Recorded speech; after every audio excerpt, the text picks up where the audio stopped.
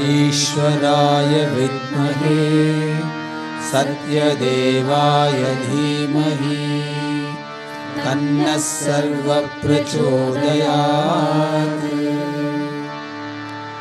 ॐ साईश्वराय विद्महे सत्यदेवाय धीमहि तन्नः सर्वः प्रचोदयात्। ॐ साईश्वराय विद्महे सत्यदेवाय धीमहि तन्नः सर्वः प्रचोदयात्। ॐ शान्ति शान्ति शान्तिः।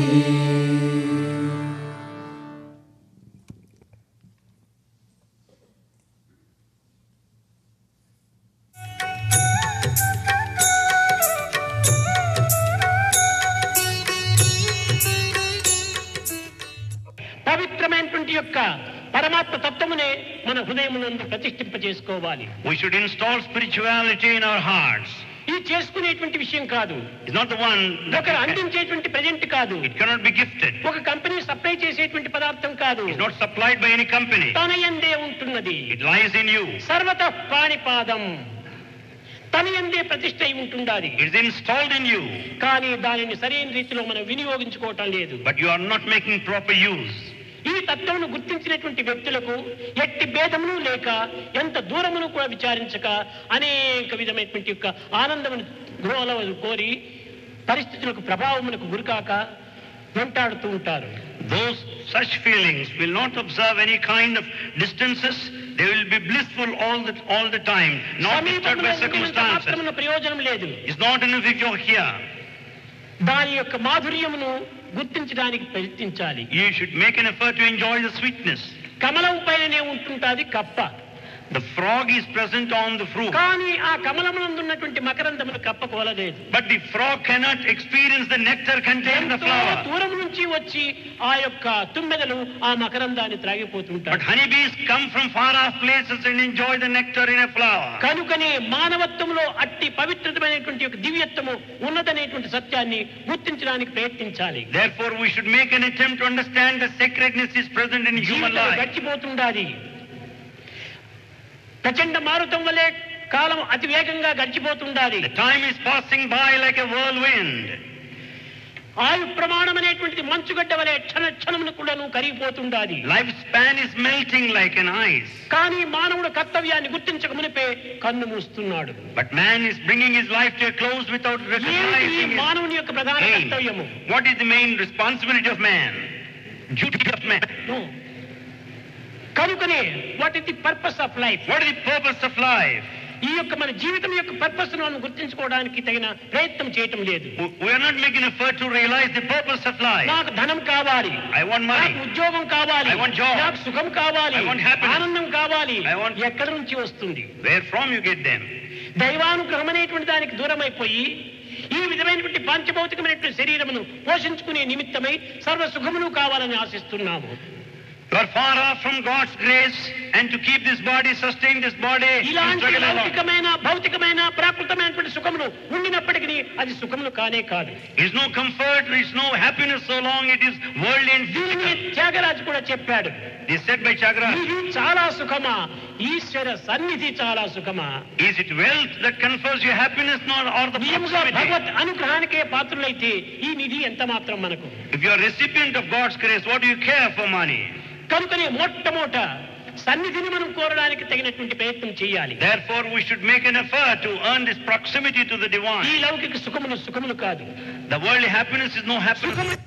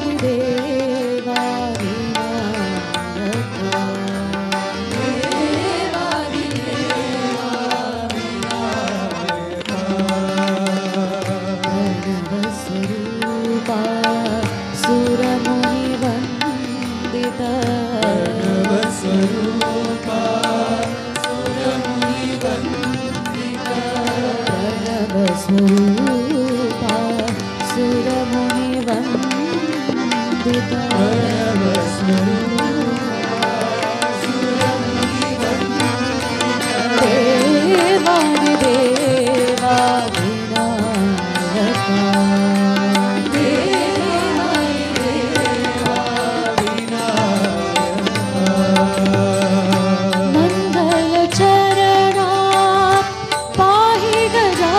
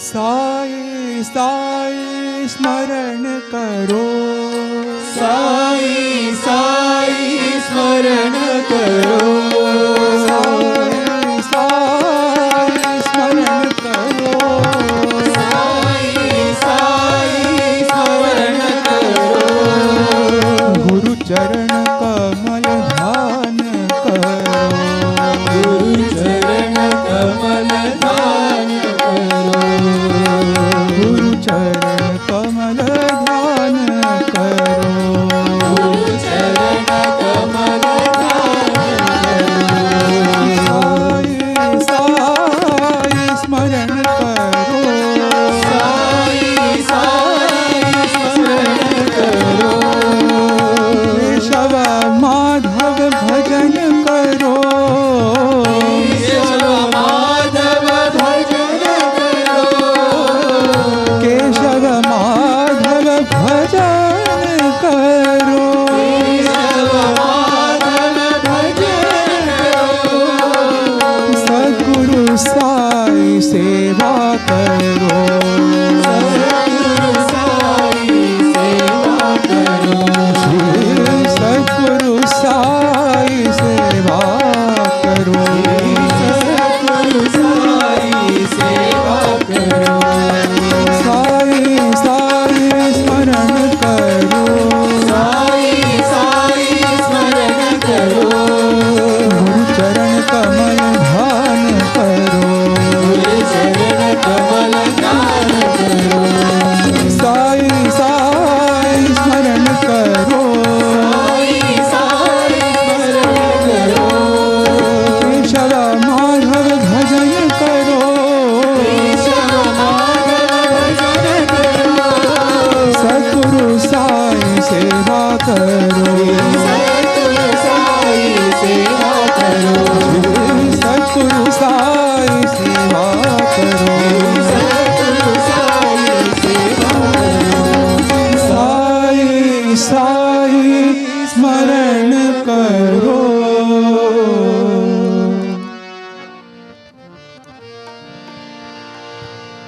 गोपाला राधा लोला, गोपाला राधा लोला, गोपाला राधा लोला, गोपाला राधा लोला, मुरली लोला नंदलाला, मुरली लोला नंदलाला, साई मुरली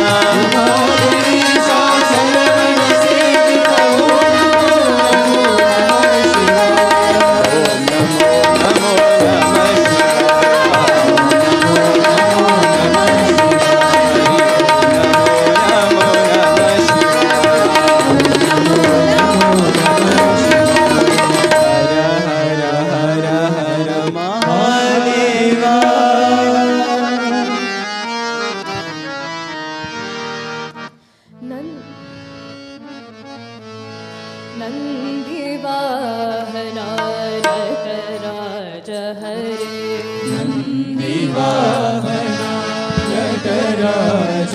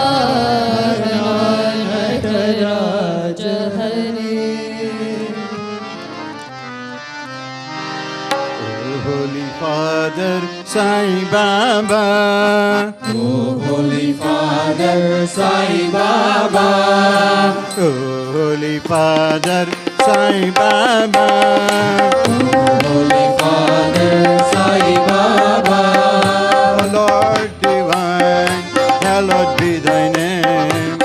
Lord divine, hallowed be thy name. Lord divine, hallowed be thy name. Lord divine, hallowed be thy name. Make us your children, deserve thy grace. Make us your children, deserve thy grace. Make us your children, deserve thy grace. Make us your children.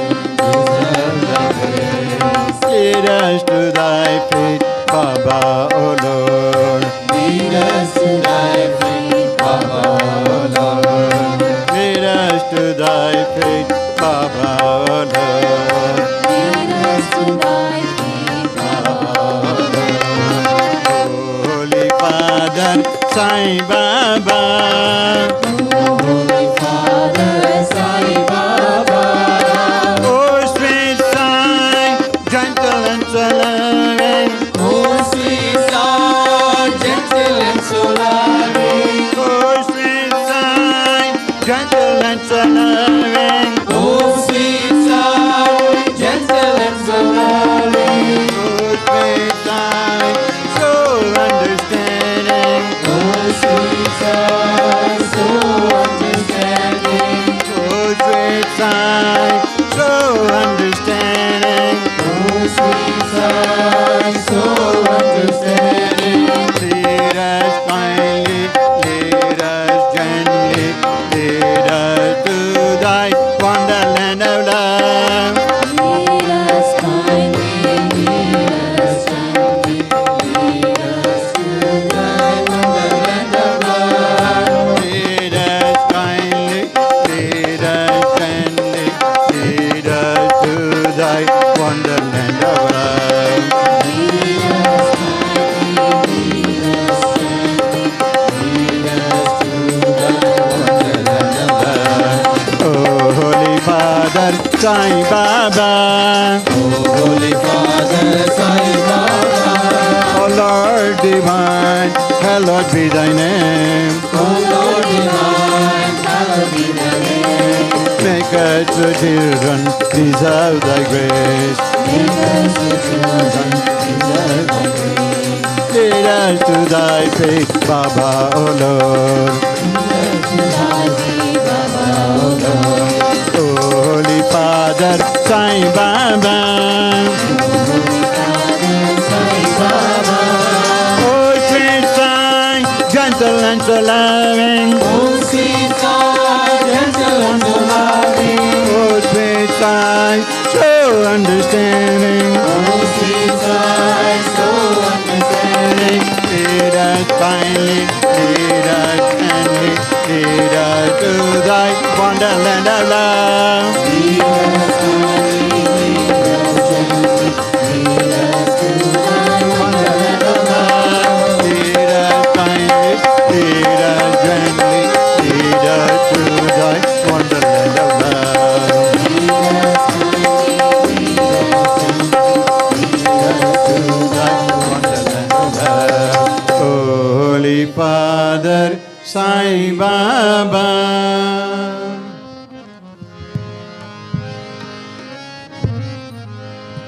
माता जगदम्बे माता जगदम्बे, माता जगदम्बे मैं आरती तेरी उतारूं, आरती तेरी उतारूं, मैं आरती तेरी उतारूं, आरती तेरी उतारूं। माता जगदम्बे माता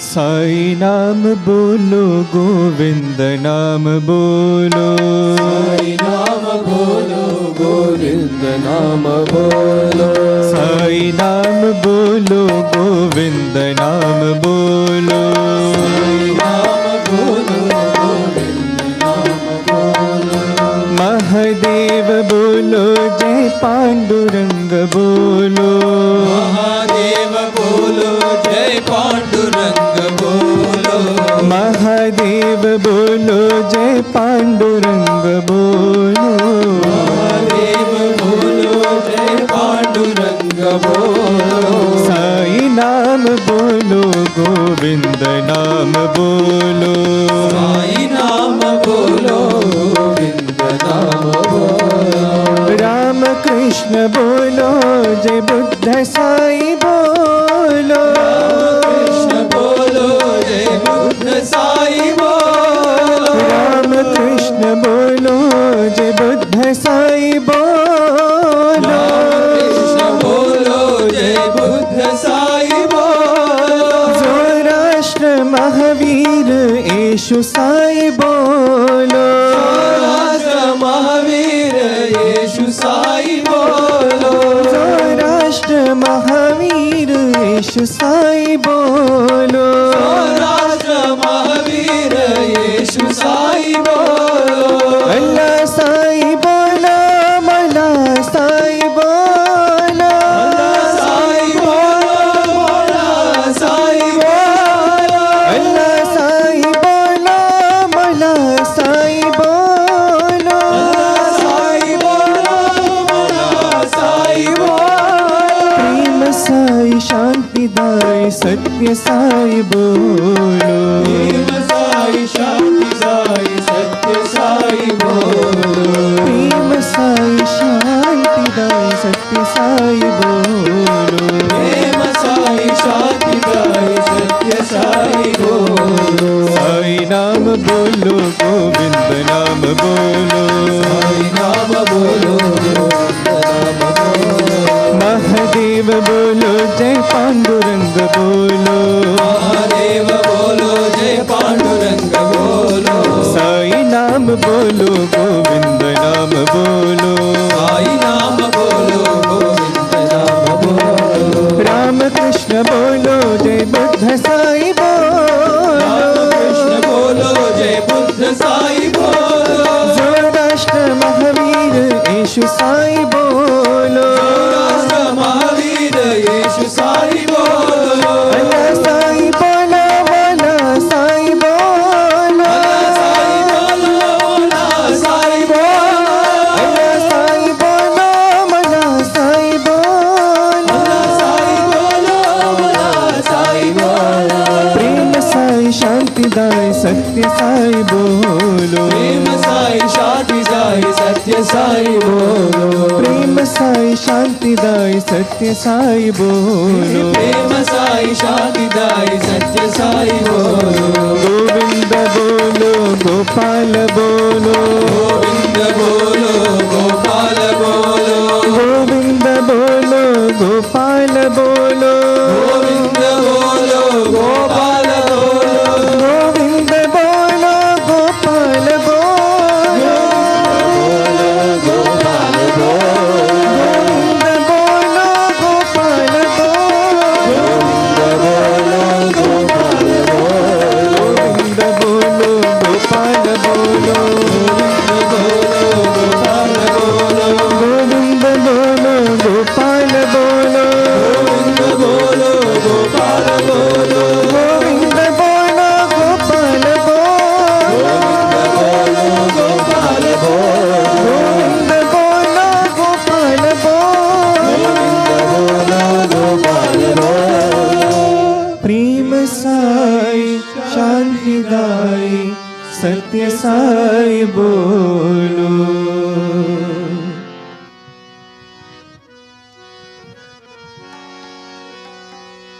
जय आंजनेय जय रामदूता शरणं प्रभो शरणं,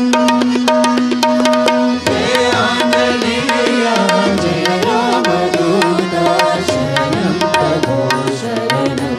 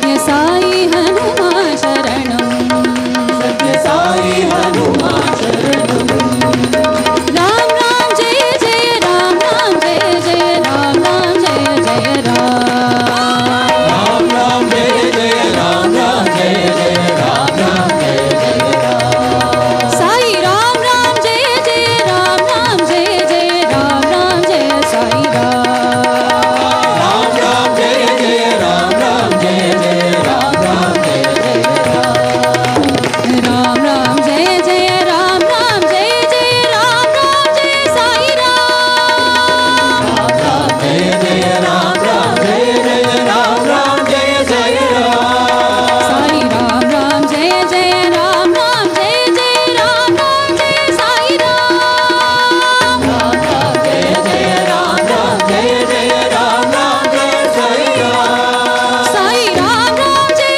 साई राम साई राम राम जय साई राम जय राम राम जय साई राम साई राम राम जय साई राम राम राम जय जय राम राम जय जय राम राम जय जय राम राम राम जय जय राम राम जय जय राम राम जय जय राम राम राम जय जय राम राम जय जय राम राम जय साई राम राम राम जय जय राम राम जय जय राम राम जय जय राम साई राम राम जय साई राम साई राम राम जय साई राम साई राम राम जय साई राम साई राम राम जय साई राम जय आंजनेय जय रामदूता शरणं प्रभो शरणम्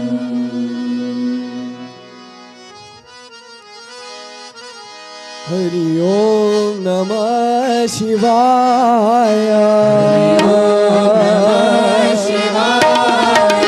हरि ओम नमः शिवाय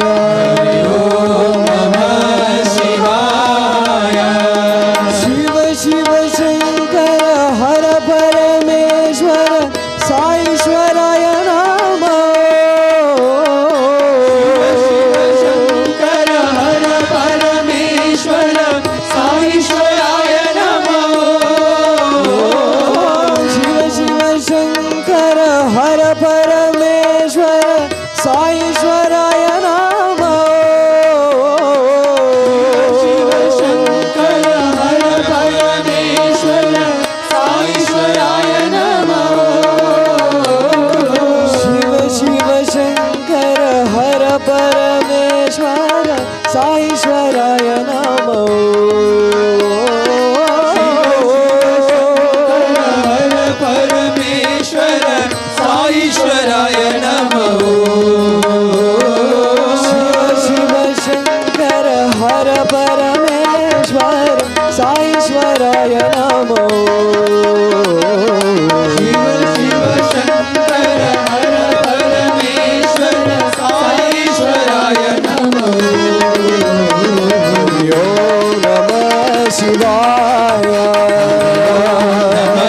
शिवाय शिव शिव शंकर हर परमेश्वर साईश्वराय नमः हर परमेश्वर साईश्वराय नमः शिव शिव शंकर हर परमेश्वर साईश्वराय नमः हर परमेश्वर साईश्वराय नमः शिव शिव शंकर हर परमेश्वर साईश्वराय नमः परमेश्वर साईश्वराय नमः शिव शिव शंकर हर परमेश्वर साईश्वराय नमः शिव शिव शंकर हर परमेश्वर साईश्वराय हरि ओम नमः शिवाय Señor, Señor, Señor, Shiva Nataraya, Señor, Señor, Señor, Mahadeva Sai. Señor, Señor, Shiva Nataraya, Señor, Señor.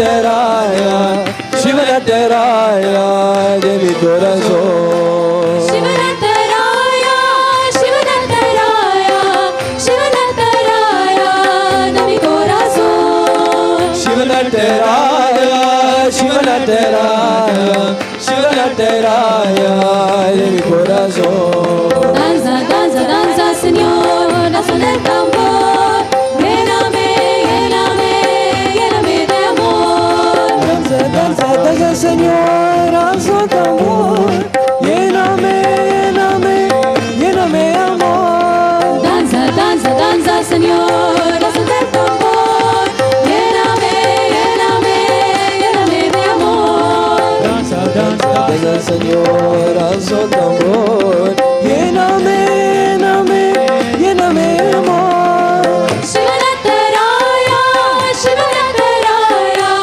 ಶಿವನಟರಾಯ ನಮಿ ಕೋರಸೋ ಶಿವನಟರಾಯ ಶಿವನಟರಾಯ ಶಿವನಟರಾಯ ದೇವಿ ತೋರಸೋ ಶಿವನಟರಾಯ ಶಿವನಟರಾಯ ಶಿವನಟರಾಯ ನಮಿ ಕೋರಸೋ ಶಿವನಟರಾಯ ಶಿವನಟರಾಯ ಶಿವನಟರಾಯ ದೇವಿ ತೋರಸೋ Señor Señor Señor ಶಿವನಟರಾಯ Señor Señor Señor Mahadeva Señor, ಶಿವನಟರಾಯ Señor, Señor, Señor Mahadeva ಸಾಯ ಶಿವನಟರಾಯ ಶಿವನಟರಾಯ ಶಿವನಟರಾಯ ನಮಿ ಕೋರಸೋ ಶಿವನಟರಾಯ ಶಿವನಟರಾಯ ಶಿವನಟರಾಯ ದೇವಿ ತೋರಸೋ danza danza danza Señor danza del tambor lléname lléname lléname de amor danza danza danza Señor danza tambor lléname lléname lléname de amor ಶಿವನಟರಾಯ ಶಿವನಟರಾಯ ಶಿವನಟರಾಯ ನಮಿ ಕೋರಸೋ ಶಿವನಟರಾಯ ಶಿವನಟರಾಯ ಶಿವನಟರಾಯ ತೋರಸೋ ಶಿವನಟರಾಯ ಶಿವನಟರಾಯ ಶಿವನಟರಾಯ ನಮಿ ಕೋರಸೋ ಶಿವನಟರಾಯ ಶಿವನಟರಾಯ ಶಿವನಟರಾಯ ದೇವಿ ತೋರಸೋ Señor Señor ಶಿವನಟರಾಯ Señor Señor Señor Mahadeva Sai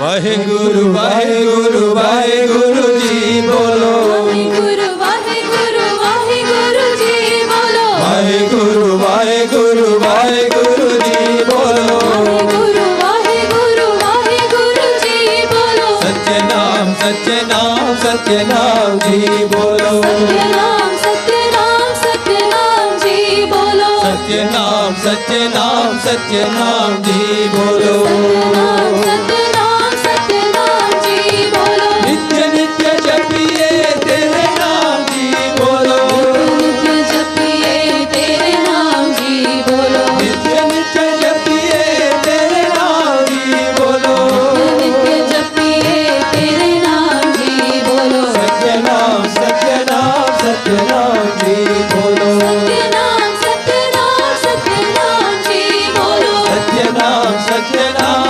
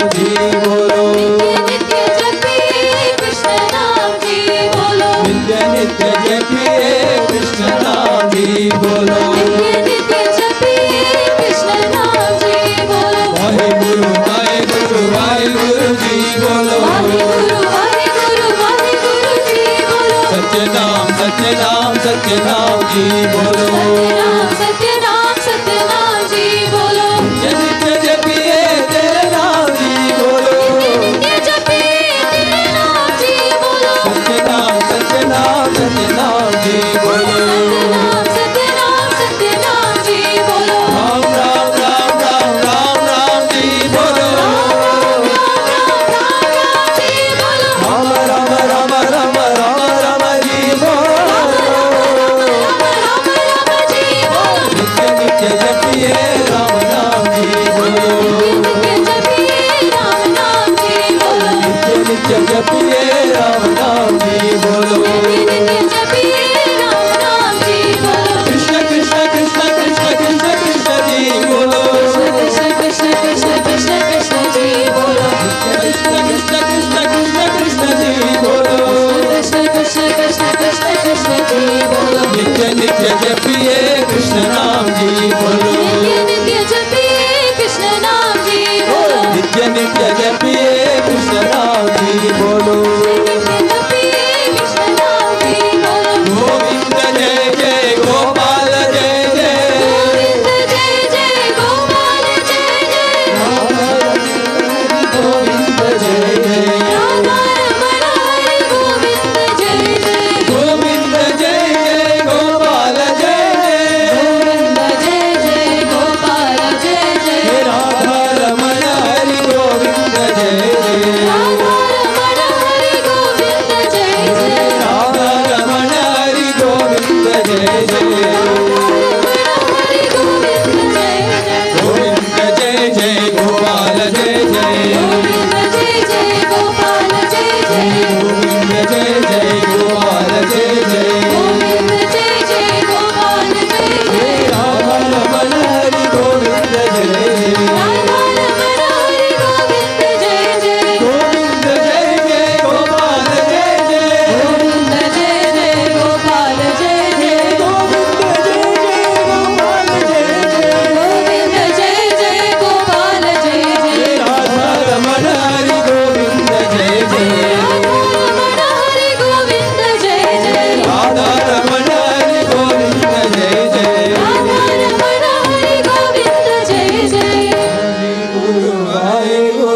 Wahe Guru जी बोलो सत्य नाम जी बोलो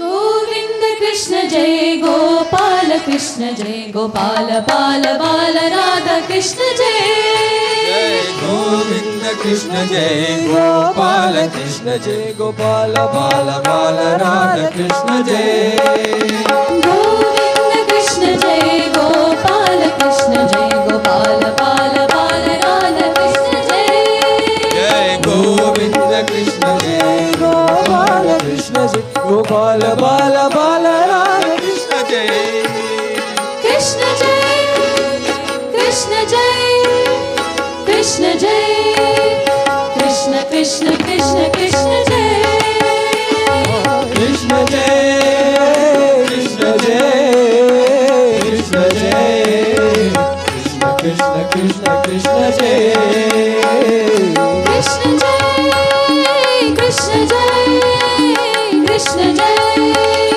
कृष्ण कृष्ण कृष्ण कृष्ण जय कृष्ण जय कृष्ण जय कृष्ण जय कृष्ण कृष्ण कृष्ण कृष्ण जय गोविंद कृष्ण जय गोपाल कृष्ण जय गोपाल बाल बाल राधा कृष्ण जय जय गोविंद कृष्ण जय गोपाल कृष्ण जय गोपाल बाल बाल राधा कृष्ण जय गोपिका माला हारी प्यारी माई वीर मन विहारी मदन मोहन मुरलीधारी कृष्ण जय गोपिका माला हारी प्यारी माई वीर मन विहारी मदन मोहन मुरलीधारी कृष्ण जय गोपिका माला हारी प्यारी माई वीर मन विहारी मदन मोहन मुरलीधारी कृष्ण जय गोपिका माला हारी प्यारी माई वीर मन विहारी मदन मोहन मुरलीधारी कृष्ण जय कृष्ण जय राधा कृष्ण जय बाला कृष्ण कृष्ण कृष्ण कृष्ण जय कृष्ण जय राम कृष्ण जय राधा कृष्ण जय बाला कृष्ण कृष्ण कृष्ण कृष्ण जय कृष्ण जय राम कृष्ण जय राधा कृष्ण जय बाला कृष्ण कृष्ण कृष्ण कृष्ण जय कृष्ण जय राम कृष्ण जय राधा कृष्ण जय बाला कृष्ण कृष्ण कृष्ण कृष्ण जय गोविंद कृष्ण जय गोपाल कृष्ण जय गोपाल बाल बाल राधा कृष्ण जय गोविंद कृष्ण जय गोपाल कृष्ण जय गोपाल बाल बाल राधा कृष्ण जय कृष्ण जय कृष्ण जय कृष्ण जय कृष्ण कृष्ण कृष्ण कृष्ण जय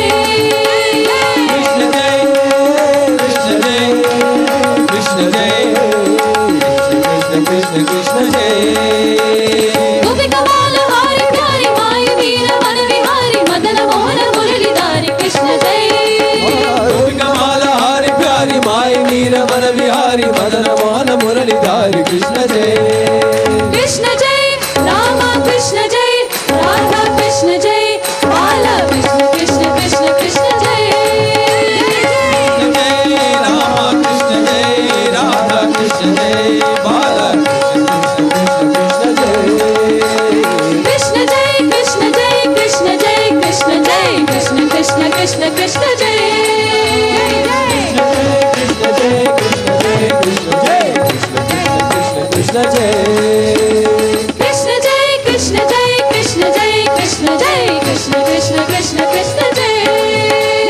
कृष्ण जय कृष्ण जय कृष्ण जय कृष्ण जय कृष्ण कृष्ण कृष्ण जय गोविंद कृष्ण जय गोपाल कृष्ण जय गोपाल बाल बाल राधा कृष्ण जय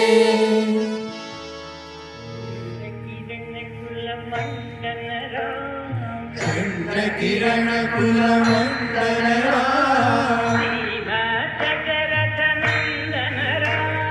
श्रीमद दशरथ नंदन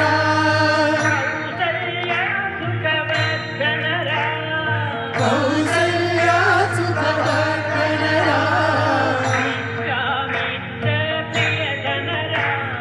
विश्वामित्र प्रिय जनरा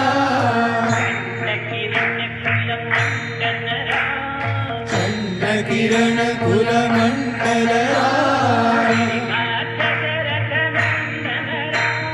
श्रीमद दशरथ नंदन कौसल्या सुखवर्धन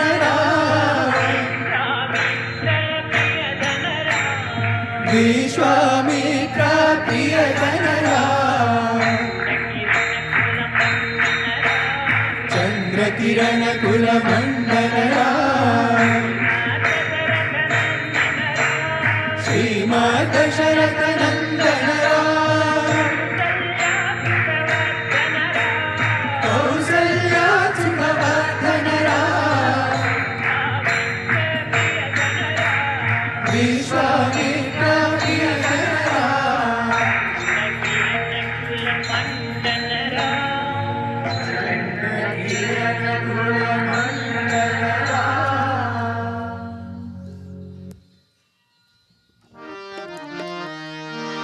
ओम तत्सत् श्री नारायण तु पुरुषोत्तम गुरु तो सिद्ध बुद्ध तो संत विनायक सविता पावक सविता पावक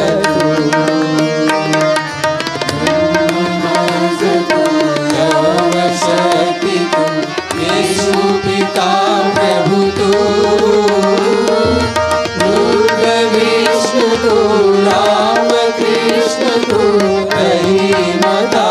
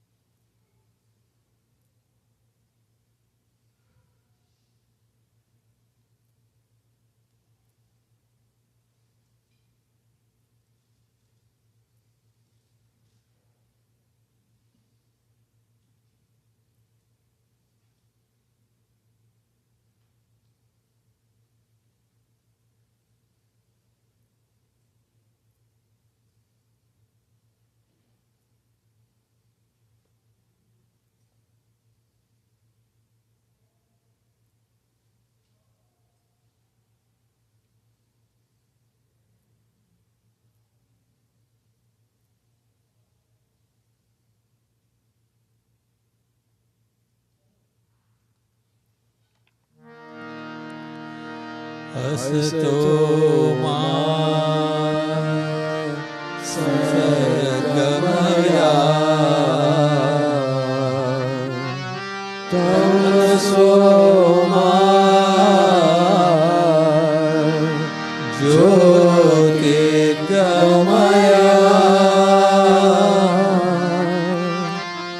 मृत्योर्मा अमृतं गमया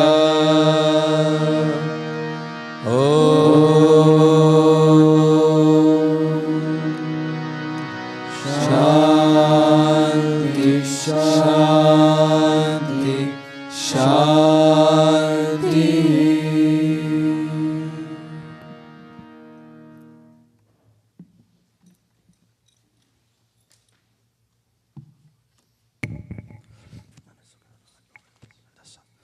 Om Sri Sai Ram. We have a couple of announcements, quick announcements, and these are the same announcements that were done yesterday, reminding you all of the Parthi pilgrimage that is going to happen from July 10th to July 17th, and the medical camp that is happening from July 10th to 13th. And the last day to sign up for Parthi pilgrimage is June 1st, so just a couple of days from now. So please make a note. And the second announcement is about the Sai Lights magazine. If you want to submit any articles, the email was already given, and you can always contact the organizers here. The last date is June 6th. Articles on gratitude or articles on any Guru Purnima experiences. And this magazine, Sai Lights magazine, will be offered at the Swami's lotus feet at Samadhi during Guru Purnima. So those are the two announcements. Sai Ram.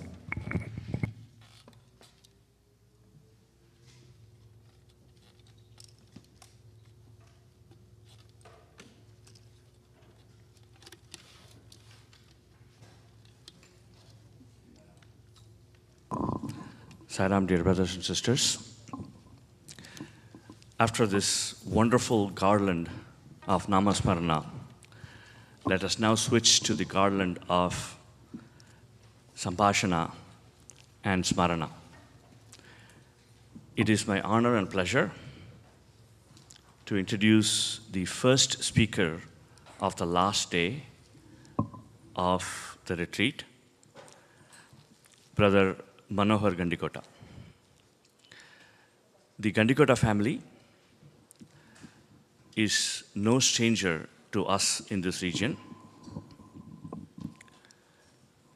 While I personally am not, I'm more familiar with Brother Ariyama, who is just coming in.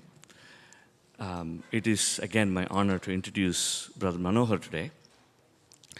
The Gandikota brothers and the family have been in Swami's fold for 4 generations since the late 50s.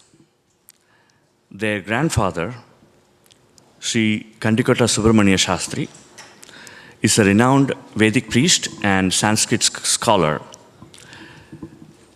and was also a founding member of the Prashanti Vidwan Mahasabha founded by Swami, which is an academy of scholars. Swami gave him the Sai Gayatri that we all know and chant. Their father, Brother Gandikota, Mr. Gandikota Subbarao, was an economist, an accomplished Sanskrit scholar, and a Telugu scholar to whom Swami gave the Sai Gayatri, the Sai Surya Gayatri, my apologies, Sai Hiranyagarbha Gayatri, and Sai Chakra. Swami called these 3 Gayatris as Saitris. Mr. Subbarao worked in the United Nations, New York, for 33 years, and was one of the founders of the Ganesh Temple in Flushing, and the Sai Centers at the temple and the United Nations. Their mother, Mrs. Gandikota Lakshmi Devi Subbarao, raised the Gandikota brothers in the best of Bharatiya traditions. And with her husband, Mr. Subbarao, they retired in 1985 in Prashantinilayam. Mr. Subbarao was a member of Sri Satya Sai Books and Publication Trust, translated many of Swami's speeches, gave talks in the Divine Presence and to international travelers and visitors, and edited many of Satya Sai Speaks series of books. Now to Brother Manohar. The third brother has a diamond and jewelry wholesale business in New York City and was born in Bangkok, Thailand. He lives in Edison, New Jersey with his wife, Vijayalakshmi, and 3 daughters, Sri Devi, Sai Jyoti, and Sai Mangala, whom Swami named. Sai Ram, and let's give a warm welcome to Brother Manohar.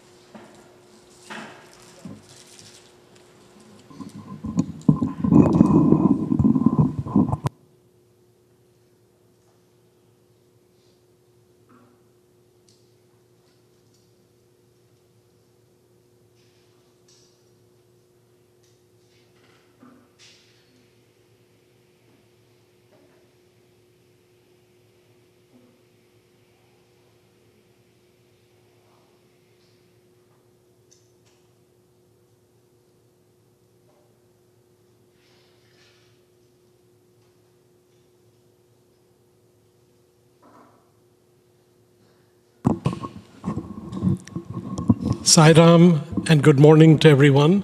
My most humble pranams to the lotus feet of our beloved Bhagavan. I humbly pray to Bhagavan that he showers his most divine grace and blessings on all of us. Respected elders, brothers and sisters, I am most grateful for being invited here to share some of my experiences with Bhagavan. Let me make it very clear from the outset. No one is privileged with Swami. Everyone is the same. So please do not misunderstand in any way that these people might be close or others might be close. It doesn't work like that with Swami. The people who are actually very close physically to Swami walk on a knife's edge. So it is a very precarious situation. But Swami is for everyone. So please, I'm not a seasoned speaker, so I have some notes. Sorry, you're going to have to put up with that. And forgive me for any mistakes that I might make. I can only convey from the bottom of my heart the valuable lessons and experiences that Swami has taught me over the years. Unfortunately, we sometimes fail to heed or understand fully his profound advice and guidance. Not because we don't want to, but because of, at least in my case, an inability to comprehend what Bhagavan is telling us. However, with Swami, it is never too late, and at the end of the day, he will never let us go astray. So I was going to read this, just mention some things at the end of the speech, but I've decided to do it before. Before I start, I want to first mention a few words about Brother Sushil Verma. This man was a single, as you all know, he passed away about a month back or so. He was a one-man army when it comes to seva. I've never seen anyone like that. He lived Swami's words and directives. And it was such seeing him there that day, it was heartbreaking, especially for the family. And of course, there are others who have also served greatly, Jayant Bhai and others. And I also at this point want to thank the Board of Trustees of the Balaji Temple, Madhula Garu and family, for their extreme generosity giving this premises for this really fantastic weekend. Like Madhula Garu just mentioned yesterday, it was the happiest 3 days of his life. Today's bhajans, yesterday evening's bhajans really were most moving to the soul. And the volunteers, there's nothing more to say. They are fantastic. I couldn't do anything because this rotten injury I suffered about 4 or 5 days back. In fact, I went like this once to Puttaparthi with crutches. And Swami looked at me and said, "A careless fellow." And so things happen. Unfortunately, it's not as bad as I thought. I also want to mention to Pradosh Bhai for my gratitude for inviting me and giving me this opportunity. I'm very grateful. I hope I don't bore everyone, but it's from the heart. So finally, the most important point here is Swami always encouraged unity, unity, unity, and unity in diversity. I know there are many people who have different opinions and all that, but we are not living up to his ideals. And there are lots of, this is, here, look at Bhagwan's picture. Can there be any duplicate, anyone else going around and saying, "There's Swami"? No, it's nonsense. We cannot be silent. I don't want to stir up a hornet's nest here, but I don't care, because Swami, when he was there, every day I think about Swami. In Telugu, I will say this and translate it. Enti Swami, meer alla vellipoyaru, ammamma lodilesi. Every day with just a broken heart, which means, why Swami? You have just left like that and left us all like this here. But this is my ignorance.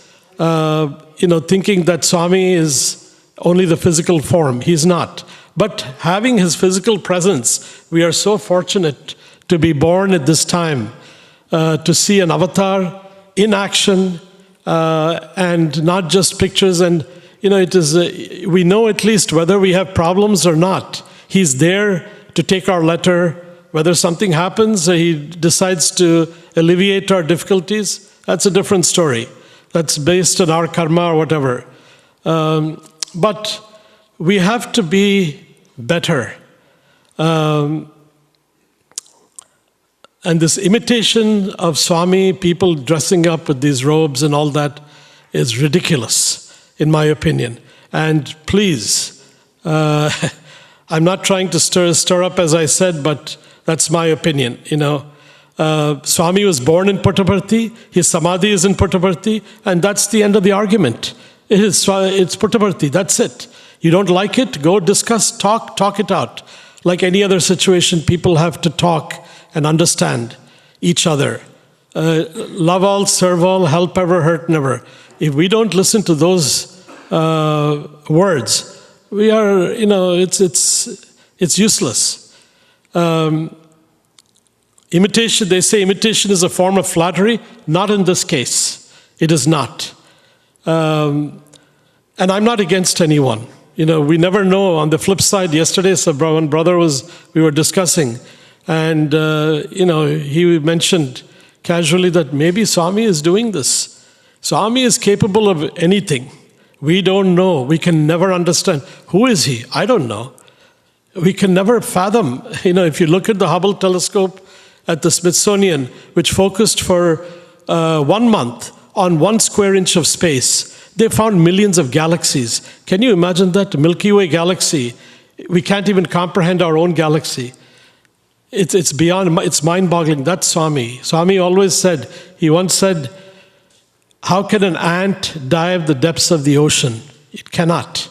You cannot understand his nature until you get that turiya. Turiya in Sanskrit means that realization, and that when you get that moksha, everything becomes clear. So now I will proceed. I just wanted to mention these important points first. At the outset, I also want to mention something else which is current. I humbly request that we all pray for the victims and families of the latest tragedy in Texas and Buffalo and all the other places in the world. It is terrible. There's no explanation. This hatred has to stop in this world.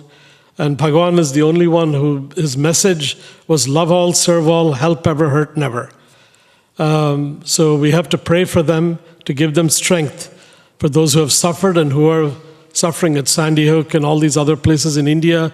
I mean, the whole world, there's so much suffering. And we have to pray sincerely. So now I'll start.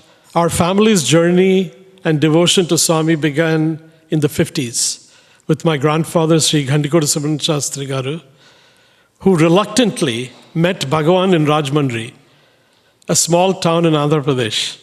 I say reluctantly because he already felt that his faith and devotion was deeply anchored in the ancient and divine Vedic heritage. In other words, he was satisfied with his spirituality and faith until his life-transforming meeting with Swami. Once Bhagavan's gaze fell on him, and once they engaged in high-level Vedic discussions, it was immediately evident to my grandfather that Satsai Baba Varu was the one who gave real meaning and artham to the scriptures and Vedas. Something that he meticulously studied since childhood. And Swami was able to quote things that it was beyond his comprehension even. So in the early 60s, we moved back to India from the US. My father came here in 1947 and 48. Went to Columbia, came with his friends, PVG Gajapati Maharaja Vijayanagaram and a couple of others. They decided to go to US instead of England because everyone was running to the British. And we just got our independence, so they decided, let's go to the US and find pastors here, better opportunities. So he only came for a few years to finish his PhD. Of course, it didn't work out that way. He ended up being here. He was offered a job at the UN. And then when we had gone to India, it was at that point that my grandfather took us all to see Swami in Puttaparthi. And as mentioned earlier, Bhagavan appointed my grandfather to preside over the first Dasara Yajnam in Puttaparthi. That's when Swami materializes Navaratnas and all that and put it into the Agni. And I was probably around 6 or 7 years old at the time. I remember Swami taking my parents and grandparents upstairs in his mandir. Now I'm telling all of this because, experiences are very important. Swami always said, you can tell. Certain things he would say, don't say anything outside. And that we don't. But other things it's good to share so people know what is Swami about and what he does. So he came, Swami was, my parents went upstairs and Swami, after talking to them, he came downstairs and he called my two uncles, my brothers. Sanjay was not born yet, Ravi and I think Ariyama, you were there, right? So we were all standing there in a circle in the interview room downstairs with Swami. Sorry, but I'll be all over the map, and my daughter warned me. She said, print it and read it, otherwise you'll be all over the place. So then Swami was standing in front of us, and we were all looking at him in awe. Very dynamic. You're talking early 60s. And after exchanging some pleasantries with us and asking each of us what we were doing, he proceeded to materialize 3 lockets with Om on one side and Swami on the other side. And he gave one to my uncle, and then one each to my 2 brothers who were there. And to my other uncle, he didn't give anything. And I stretched my hand out. And Swami said firmly, no, not for you. And 6, 7 years old, you can imagine the devastation. I said, oh my God, what is going on? And You could just imagine what was going through my mind at that point. And I remember distinctly wanting to burst out into tears and throw a tantrum right there on the floor in front of Swami. But, I somehow composed myself. So when we got home, that's where the tantrum was unleashed. I was jumping on the bed, screaming, crying. And one of my uncles, who incidentally was the one who took my grandfather in the late 50s to see Swami, he quickly ran to the stores in Parthi. In the 60s, there were not many stores there. So he bought a whole bunch of lockets, and in front of my mother, he gave it to me. And I promptly threw them in his face in anger. And I feel so bad even today. It's terrible. And I can remember that scene, the 6-year-old who was so heartbroken and disappointed. But it was horrible behavior on my part. But little did I know that in the coming years, he would give me what I needed without even asking. So we think we know everything. We know nothing. Swami is the one who knows what to give, when to give, and how to give. And with Swami, it is in his time and place. And we find that difficult to understand. We have to trust Bhagavan's timing, even if it is difficult and does not match our timings of our own desires and expectations. So we continued to have interactions with our Divine Lord until we left India to come back to New York again. And my father was transferred back to the UN headquarters. And I believe it was 1969 when we were on home leave. We went to see Swami, and he called us for an interview upstairs in his mandir. And you might all remember in the 60s, it was the time of Woodstock, the Beatles, Rolling Stones, Deep Purple, all these bands at that time. And I was a big fan of all that. I was kind of the black sheep of the family. I was a little out of control. Although once we entered our home, my parents, they never forced us or anything. When we entered the home, we knew how to behave. Outside, not that we did anything terrible, but the usual stuff, but I had long hair up to here.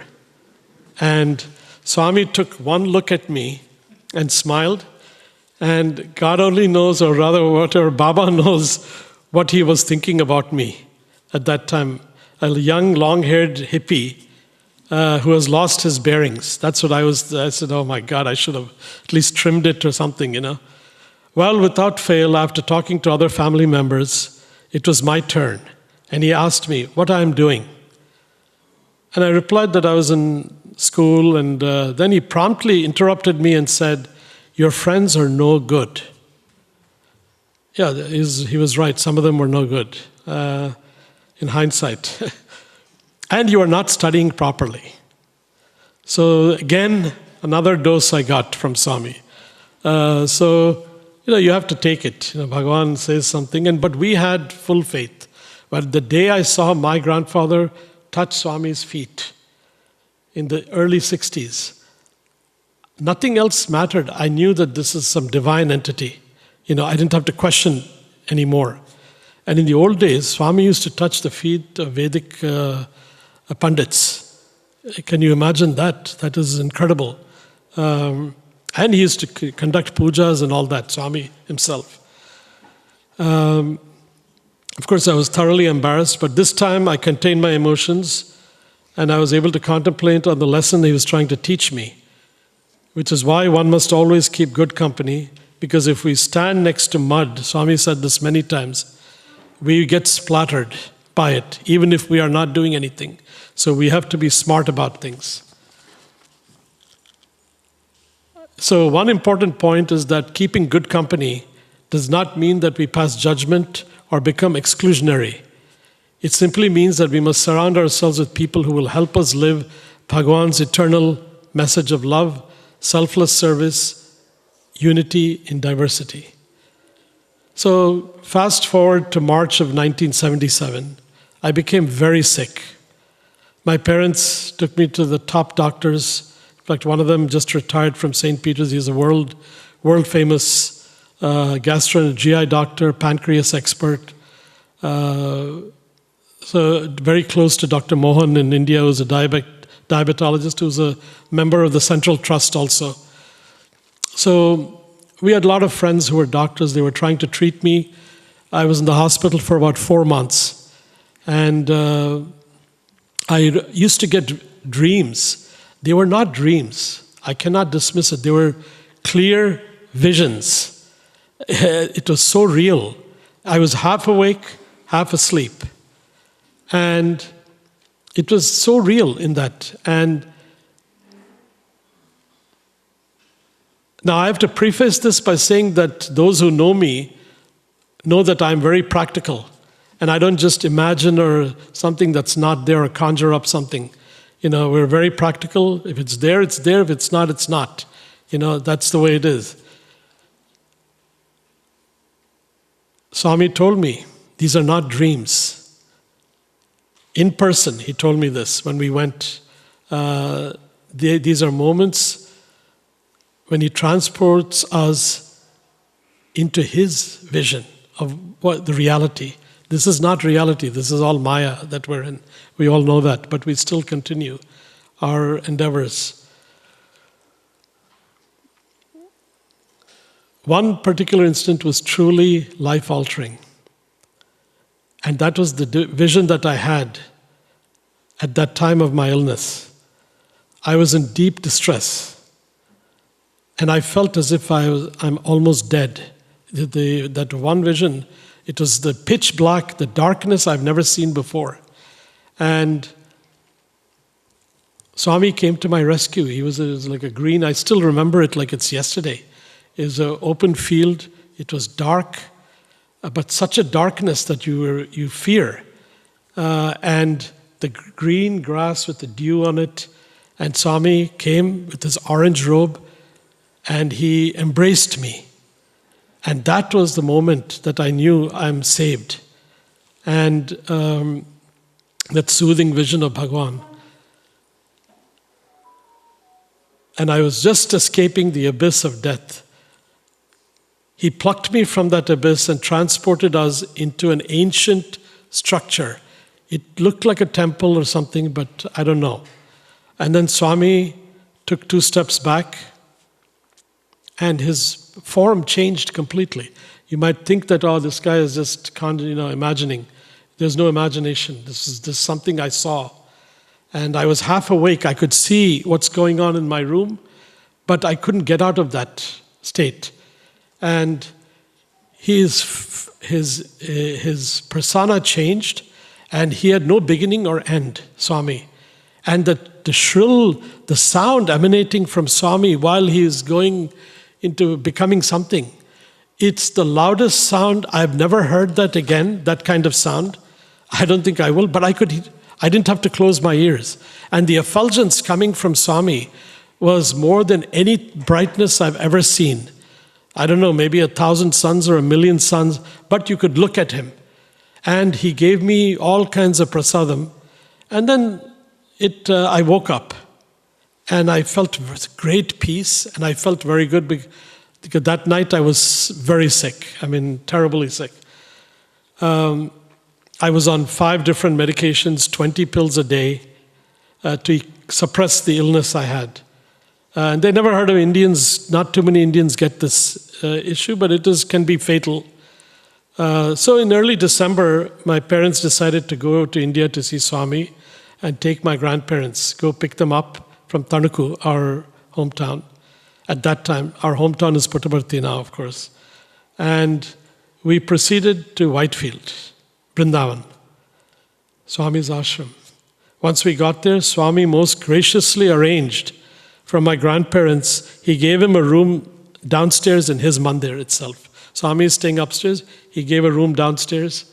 And he told all of us, told my father, you all stay in Woodlands, in the city. You come early morning and you can go back late, but they will stay here. I will arrange all the meals because all the muddy and acharyam and all that he had, my grandparents. Swami said, I'll take care of it. I'll get the cooks. They will imagine staying in Swami's home as Swami's guest. And I mean, this is, it is incredible if you hear. Sorry. Then he that we stayed in the city and all that. And basically we were given carte blanche to run amok in Swami's mandir. The kids were going wild, running here, there, helter-skelter, and we're talking loud. The Sevadal would be shouting at us, "What's wrong with you? Swami's upstairs.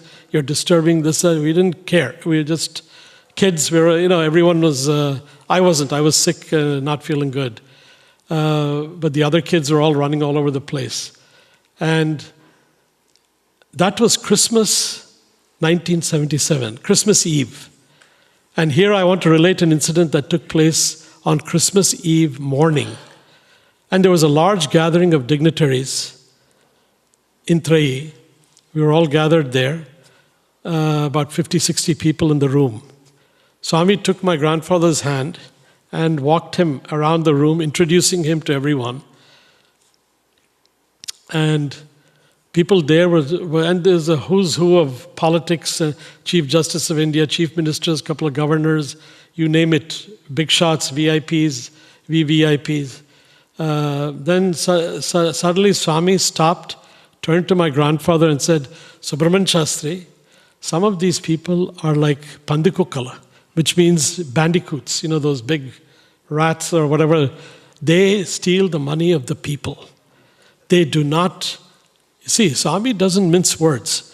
And so people heard and they were, sheepishly laughing, some of them, because they know they're guilty. And you have to watch what they're doing, otherwise they're going to eat up people's money. So the room broke out in hushed laughter, whispers, and then Swami said, "People criticize me all the time. Oh, the Swami, he always gives private darshans to all these VIPs, this, that." Swami gets hurt also as a human form. So people criticize me, and so then that I only call these people, but little do they understand. When thousands of innocent devotees are sitting outside, all these people are there, and we are, of course, there too. So then he used a fantastic analogy to my grandfather, and others were hearing, that the utensils and silverware that you use for special occasions like a marriage, etc., they gather tarnish and a lot of dust. However, the plates and cups or the tumblers, like Swami said, that you use on a daily basis are clean, basically. You use it, you just have to rinse it with a little soap and water. The other silverware, you have to scrub it. He said, "These people are like silverware. I have to scrub them every day. Otherwise, if I unleash these people in the world, they will be even worse." So, and you know what, see, I'm not passing judgment. This is Swami who said that, and the room, of course, erupted in laughter. And there was one chief minister of a state, I won't say who he was. He was sitting there, or Swami is going around reading the newspaper. Can you believe that? A Hindu or whatever it was, CM. And so Swami came by and stood in front of him with my grandfather, and he slowly puts the paper down, sees Swami, and then he bends his head. And Swami said, in Telugu, idigo, mansan lansam, kansam, mane, bhavapadtavu. Means stop your bribe taking and your illicit activities in the bedrooms, and sorry to say that, and also your gluttony, eating too much, and you will be a better person for that. He just laughed. He took it. He bowed his head and took it. I saw Swami admonishing once Ashok Singhal and all these people, Advani and all these guys who came. Everyone came about Ram Janmabhoomi and all that. And like Sanjay was saying yesterday, Swami said, this Ram Janmabhoomi, all that, Swami always supports, of course, he knows. But everyone comes to Swami, whether they're Muslim or Hindu or Christian, everyone is welcome. It is not exclusive, it is inclusive there. And so he told them, what are you people doing? Don't foment hatred. Yes, you want to do something, do it in the proper channels. Of course, Swamis did support, but he's not going to give them a platform. And he said that you keep repeating Ram Janmabhoomi, you'll end up in Krishna Janmasthanam, which is jail. So take it easy, relax, step back a little. And anyway, went off course. That's what my daughter was warning me about. So after that, telling that chief minister to change himself a little, Swami does not, our Lord does not tolerate or spare bad or foolish behavior. He wants everyone to come out sparkling clean and engage in selfless service. Look at Sushil Bhai. What service that man did, I cannot even imagine. No one even knew. After he passed away, we were trying to find out all the things he was doing. He was giving food here, there. I mean, he has probably helped hundreds of thousands of people. And I'm not kidding. And he will do it and run behind and stand on the side. Never come forward for any accolades or recognition. So then coming back, he wants everyone to come out clean and engage in selfless service. Egos will be bruised, but he's not satisfied until ego, jealousy, hatred, and envy are destroyed from our being. So right as the morning session that day, Christmas Eve morning, was coming to an end, Swami instructed the CEO of, I believe it, if I'm not mistaken, is Bharat Heavy Electricals, and which is a huge conglomerate in India. And he told him, go and distribute these sweets to the poor people in the one place. So of course, in front of Swami himself, he goes and he's telling 2-3 other people, go and distribute. Swami fired him left and right and said, what are you saying? I'm telling you to go and you're telling them to go. You go, put it on your head, and you go and distribute it yourself with your own hands. This is the chairman of a huge government entity. Namaskar, Andy. We have a very distinguished man amongst us today, Sri Kondalrao Garu, Chief Engineer of Andhra Pradesh, did Swami's water projects. He's the way Swami has. I didn't recognize you with the mask, Andy. Sorry. So the way the service he has done, along with your but it's incredible. Swami honored him like anything. And Ramakrishna Garu, yes, Larsen and Toubro, CM. We had lunch with him once and in Manhattan. A very wonderful human being, and so we are very honored that you're here today, Andy. It's a great honor. So anyway, coming back, I hope I'm not boring you guys with my brothers and sisters, not guys. So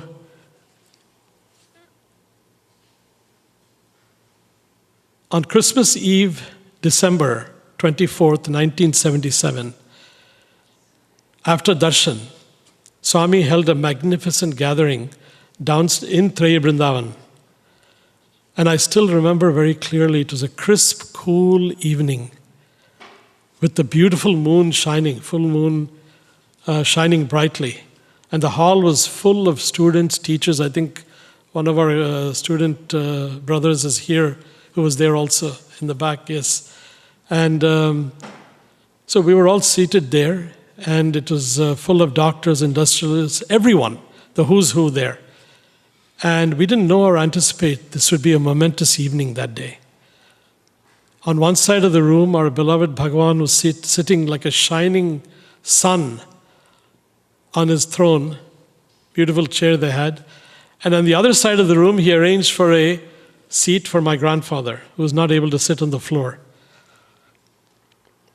And after some time, Swami looked at him and said, Subramanian Shastri, Matlada, speak. And he stood up and asked Bhagavan for permission and started to speak. Now I can attest one thing, and my brothers, everyone, Arima and Sanjay are here. Ramesh, I don't know if he's here, but, oh, there he is, okay. So my grandfather did not prepare anything. He was not feeling that great. We came from Tanuku, picked him up, and it was a long journey. And fortunately, Swami gave that room downstairs in his mandir, so it was a short walk. I mean, like 20 steps into this hall. And so he asked Swami permission to speak. And then after a short time, he looked at Swami. Swami looked at him and then said, "You know what? You know what to say. Go ahead," to my grandfather. Basically, that was the moment that the Lord planted the seed of the divine Sai Gayatri into his mind. And we can, and there was no preparation, as I said. Swami is the supreme author of that Gayatri, Sai Gayatri. And he chose to reveal it through the mouth of Sri Gandikota Shastri Garu.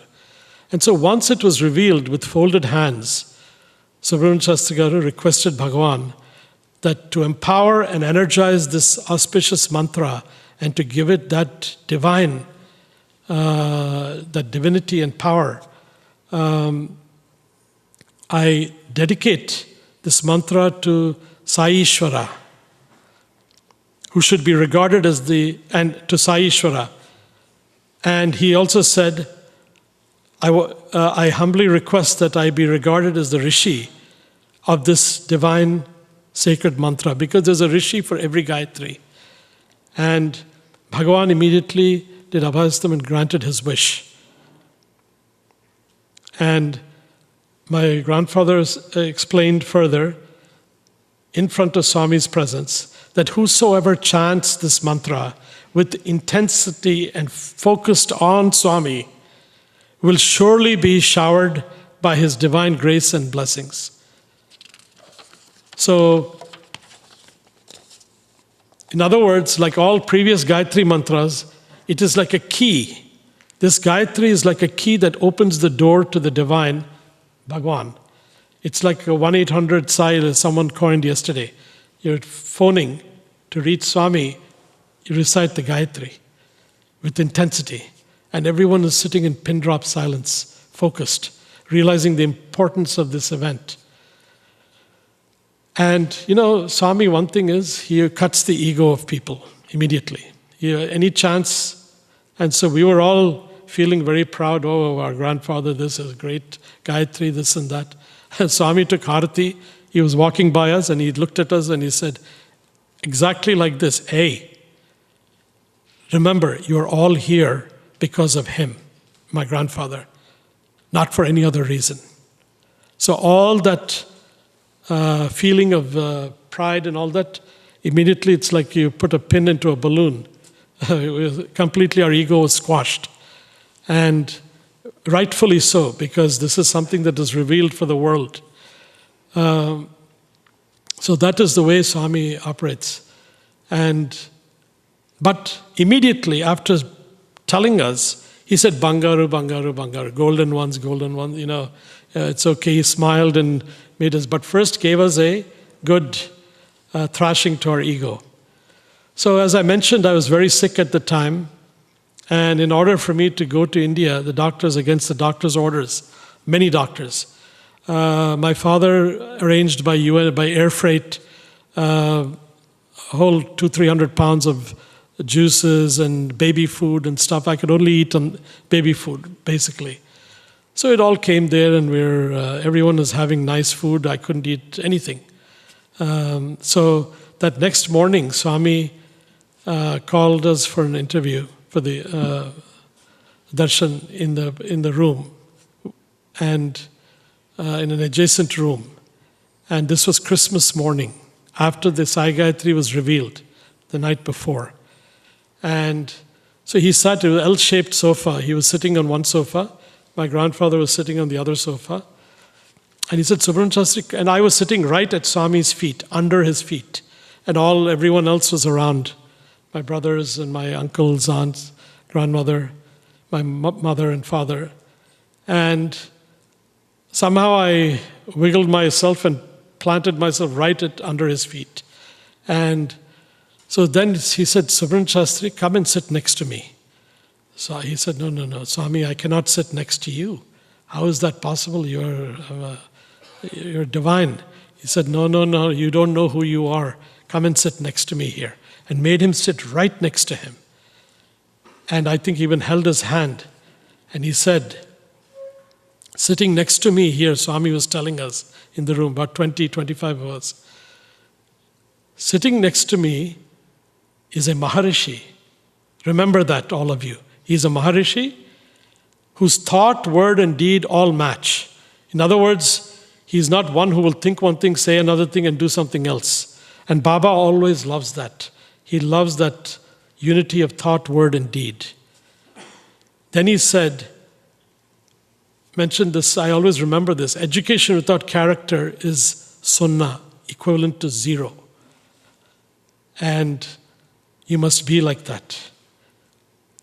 And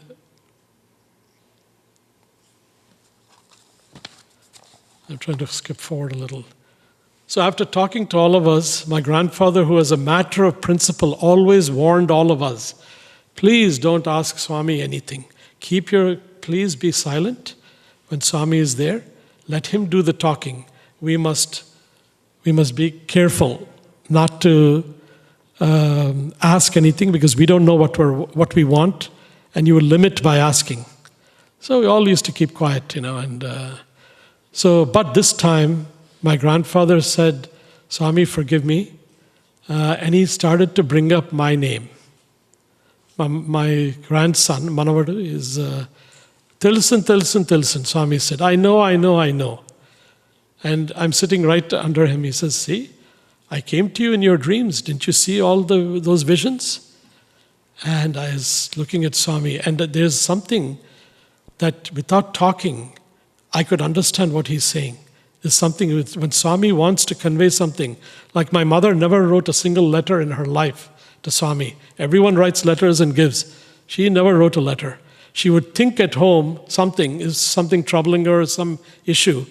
Immediately, next darshan, Swami will be walking by, tell me, what is it? You want to ask me something? It went on for 25 years like that. She never wrote a letter. And he knows telepathic, power of Swami.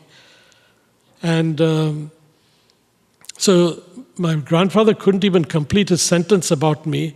And Baba interjected and said, I know. And I was sitting at his feet. He asked me to stand up. He placed his right hand on my stomach, exactly where I had the issue. And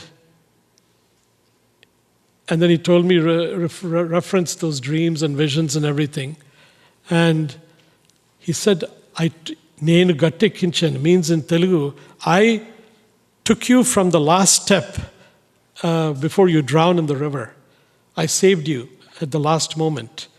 And then he said, turned to my parents and said, explain the meaning of that. The last step falling out, he was at death's doorstep. And here we had Dr. Kakal Subbarao Garu, who's a most eminent, world-famous radiologist. N.T. Ramarao was staying at their house, and at that time, because his wife was very sick with cancer. And he read my x-rays. He said, his intestines are perforated. We have to take him to a hospital. The minute he said, we went to the ER in Queens, and by the time we get there after taking Vibhuti, got nothing there. They couldn't figure out. So anyway, Swami immediately created this Vibhuti that was so fragrant. The minute it came, and it was a huge, he was doing this, I'm sitting on the floor, like this he's doing, and he took out this huge amount of Vibhuti and said, put your hand out. He put it in my hand, and he said, eat all of it. So I ate it. I thought, oh my God, I'm going to choke on this. It's so much. But it just melted into my mouth. It was fantastic fragrance and like a creamy, beautiful Vibhuti. Each Vibhuti is different from Swami, I'll say, based on what you need. And so he said, from today, everything is gone. You don't have to worry. I was very happy to hear that, and so then I was only 135 pounds. I wish I was a little less now, but So anyway, that evening, Swami arranged a huge, massive Christmas dinner in the hostel for all the students and teachers and everyone, and invited all of us to come. We were all sitting on the floor, and Swami was serving laddus to everyone. So he came by me. I was sitting next to my father, and he comes up to me, he looks at me and starts laughing. I know you want to eat everything. Eat everything you want, including the avakai. And if I ate even 4 cashew nuts, I was in the hospital for 21 days with no food, with a nasogastric tube. Just 4 cashew nuts I ate at some Indian embassy function at someone's home. And so it was that bad. And here Swami is telling me to eat everything. My father said, no, don't eat, it's okay. Swami will say, but you don't eat any of that. I said, no, he said, go ahead and eat, I'm eating it. I ate everything. And it was delicious food. And Swami is very particular, even serving the food, like my brother Ravi Sanjay's wedding. Swami arranged everything. And even where the dal goes, he will instruct. It has to go this part of the leaf. It does everything. My God, talk about micromanaging. Swami will, and he'll also take count of everything. How many tumblers, glasses or plates, they have to have a count before and after. Swami is careful with anything and with money. This is an example of his to all of us, that you must be careful. And so then he came to me, he was laughing, he said, eat dandiga tinu, eat whatever you want. And then he dropped 1 laddu, and my father was sweating on the side. And Swami said, Inkodistan niku. He dropped another one. And these are not small laddus, these are big. So, and I hadn't eaten any of this stuff before. I thought, okay, let me eat it. If I die, at least I'm here in Swami's feet. Allahu Akbar, that's all. So, anyway, so that was a beautiful evening. These are all experiences that you will see. Swami had a humorous side. Many times with the students, when we were there for their wedding, that was another time, absolute mayhem in Swami's residence. All the kids running, my brother Arima's sons were young, and he was running down the ramp. You see the scene. This boy Jayavardhan is running down the ramp, and there's Sevadal running after him. Swami is standing there and looking, and everyone was scared. They don't know what to do. And so it was nice, but Swami would take, students will get new pens or their glasses, new glass, and we have time? 3 minutes. Oh, okay. Oh, I took that long? My God. I have 50 other things to say, but anyway, next time. Sorry. You're spared of bore, but see, Swami is great. And so let me fast forward to one fantastic incident. I'm in the diamond business. Swami used to call me Diamond Boy all the time. I don't know why, but he would say, because I once said, Swami said, Diamond Boy. I said, no. And then he said, where are the diamonds? Where did you? I said, Swami, you are the diamond. That time he was so happy. He said, good answer. Good answer, he said. And he must have called me in after that like 25 times, and because he knows. But anyway, let me get to this before I digress. Very important story, quickly. I'll narrate it. I went to Africa, to Guinea, Conakry, we went to buy diamonds, take some big diamond dealers from India who could buy like 10, 20 million a month easily. That's nothing for them. And we took a couple of dealers and went there. And we knew the president of the country, and we had the police chief. He gave us a dozen armed guards and a commander with him. And so you need some protection there. And so we went, we saw and all that. And we were dropping some of these buyers back at the airport. And that day the national soccer team landed. And Guinea won against Rwanda. Yeah, I'm talking in the early 90s. And before the Rwandan genocide. And so a month, 3 weeks before I went to Africa, my mother was absolutely livid and unhappy. She said, why are you going to these places? You have a wife and children, don't you have any shame? And so she took out finally After her Mangal Sutra, the most precious item, a locket that Swami materialized when Sanjay was born. When she was almost on the deathbed. They thought she was not going to make it in Queens. And that locket, she had it beautifully framed in gold and a nice coral necklace for a man to wear it. I mean, men wear also coral and all that. And so she took it off and put it on my neck. I said, Amma, I cannot take this. This is ridiculous. How can you give it to me? This is yours. Swami gave it. She said, no, wear it. I don't know what she had for forewarning. So we go there.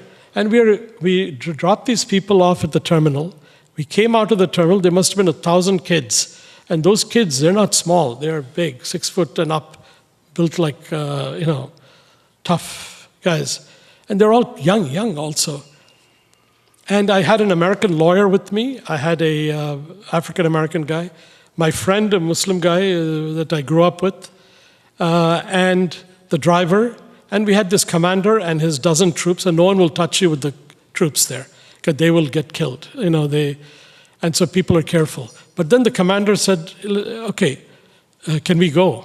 He asked. I said, yeah, no problem. Why don't you guys leave? We can make it right into the parking lot across the street. We'll go. Worst mistake. They left. We waded into this group of 1,000 or more people waiting for their soccer team to come out. And as we got into the crowd, that's it. They pounced on us. And I had like 20,000 in cash with me. I had my Indian passport, Indian loyalty at that time, Indian passport, and this necklace inside. So a couple of people had my hair. They were pulling back, punching and kicking us. My friend was being beaten. They robbed his watch. I'm seeing it all happen.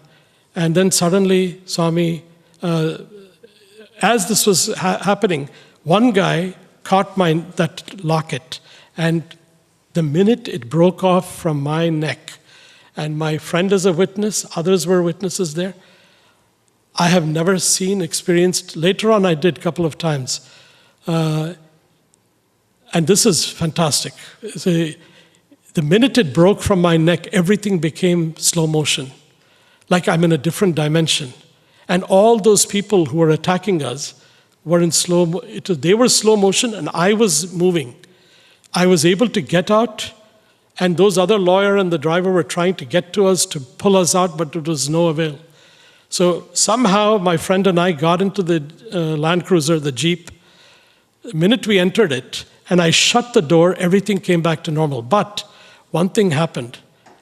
The minute that thing broke from my neck, there was a man, dark, he was so tall, and his hair was like Swami, but a little more, it's not brushed, literally wild-looking hair. And he was with a chain coming and pushing everyone out, and it's like the Red Sea parting. This is incredible because Swami acknowledged it later in Puttaparthi. And the minute we got in the car, shut the door, I was weeping. Not because of the injuries. We were all blood all over the place and beaten to a pulp. I wept for that. I said, how do I tell my mother? That's all I kept saying to my friend Farid. How do I tell my mother that I lost this? And so anyway, then it was a long story. We went to there's no Indian embassy in Conakry, in Guinea. And we called the police chief of the country we knew. So immediately they rounded up 6 kids. They must have beaten, tortured them all night to get my passport back. Money is gone. And I wanted that locket back. It didn't work. So finally, I'm almost done. So we had to take a flight and go to Dakar, Senegal. And in Dakar, the minute we landed, my friend, Farid, who was a refugee from Tanzania, refugee status, they came here to the US. His mother worked in the UN. And we went to the UN school together. So his US Justice Department passport, which is a white one, it's a refugee passport, a temporary one. And his dog took a bite out of it before we went on the trip. Can you imagine that? So his passport is half eaten. And I have no passport. We land there straight away, the Senegalese authorities said, "You're going to jail." So they arrested us, and they put us, fortunately, not the central jail. We would have been finished and dead. The end of story then. We ended up in the hotel itself had some rooms. They put 4 guards, armed guards outside. Early morning, the commander, one guy comes in, kicks the door open at 6 a.m. and said, "Get up." We stood up immediately, attention, we were saluting them. And he said, "You get ready, go to the town, get your passport. And here, this fellow is going to be held. If you don't come back, he's going to central jail, and we will hunt you down." And I don't know, this is before 9/11, so fortunately they didn't think we're terrorists or anything. So long story short, I go there. The taxi driver takes me to the Indian ambassador's home. And there was no ambassador at the time. He went back to India. And you had the border patrol, Indian border forces. They don't speak a word of English. And in Hindi, my broken Hindi, I was trying to tell them, listen, he told me the directions to go to the Indian embassy. It was a Friday morning. The guy there, he wouldn't listen to me. He said, "Come back Monday." "Monday we'll be dead." I said, "We'll be in jail. You have to do something right now." And we go, and finally, I had to call my father. Then I prayed to Swami outside while getting photographs and all that. "Swami, do something, please. I don't know how we got into this mess, but you have to rescue us." So then an idea came. I called my father, who happened to be, I think, in Vienna or somewhere. I mean, he knew a lot of people from old days. So he called up P.V. Narasimha Garu, and who was the Prime Minister, and immediately he picked up the phone when he knew it's my father, and he said, my father said, "This is what's going on." And he said, "Don't worry." By the time I took my pictures and went back to the embassy, that guy was shaking and furious at the same time. He said, "Why did you do that?" I said, "Do what?" "I got a call from the foreign ministry. No one ever calls like that. And said, if I don't issue passport in 5 minutes, I'll be terminated. I have to go back to India." So I said, "Sorry, I kept telling you that we know some people. I'm not a crook. It's all legitimate." And so anyway, long story short, he gave me in 5 minutes the passport. I went back. Of course, he didn't note the passport down in the records. So when I landed in India, the customs officer, they said, "Oh, your passport is not registered. This is fraud." So they put me with the drug dealers in Bombay airport. It's so bizarre, everything. Beaten in Africa and this thing happening in Dakar and then India. So I got crazy then. Normally I'm a calm fellow. I went wild and I started screaming. Then the commissioner of customs was walking by and he came quickly and he tapped me. He said, "What is the problem? Tell me, what's your problem?" Then I looked at the commissioner of customs. Everyone was saluting him there. I explained to him this thing. I said, "Listen, we know everyone. I can call Mr. Doragar, was a DGP of Andhra Pradesh at the time. I had his number. And I can call this, my father will call this person." He said, "Relax, take it, come and sit here." And I sat next to him. And once then he asked me a question. "You have an Indian passport. Why?" I said, "Well, what do you mean, why?" He said, "You're coming from America. You claim that you're living there all your life. Why do you have an Indian passport? Everyone else comes here, they act big, Indian, American passport, this and that." I said, "How dare you tell me that?" I stood up. I didn't care if he's commissioner. I said, "How dare you ask me that? You see my skin? I'm Indian." And this is all Swami's doing. That even for me to talk like that, he must have put me up to it, because I wouldn't usually do that to the authorities. Anyway, long story short, immediately he said, "Sit down." I said, "I'm Indian. This is my country. This is my mother country." He was so impressed. He said, "Sit down." And they said that my passport would not be ready or registered for 1 week. Immediately he sent his guy to the other end of this airport, Bombay airport, and said, and 20 minutes my passport was registered, I got it back. He took out his card and said, "Here, if you ever come to Bombay again, give me a call. If anyone troubles you, you tell me." And so this happened. Then I went to Puttaparthi. And Swami was laughing when he heard, when I said, "Swami, you came," he said, "Yeah, I came and saved." He told me specifics. I didn't even tell my parents. And then he looked into my eyes and he said, Papa, andhani namuttadu. This poor boy, he believes everyone. He's telling my parents. I felt so bad. And he said, then he looked into my eyes and said, love everyone, don't trust everyone. He didn't say don't trust anyone. He said don't trust everyone. And because you have to trust someone in the world. You can't live without that. Then just going a few years earlier, we knew that we should never ask anything and show crazy emotions in front of crying and in front of Swami. That doesn't, not good. So my wife was there and my eldest daughter, she was only 5 years old. And something came over me, I hugged Swami's feet.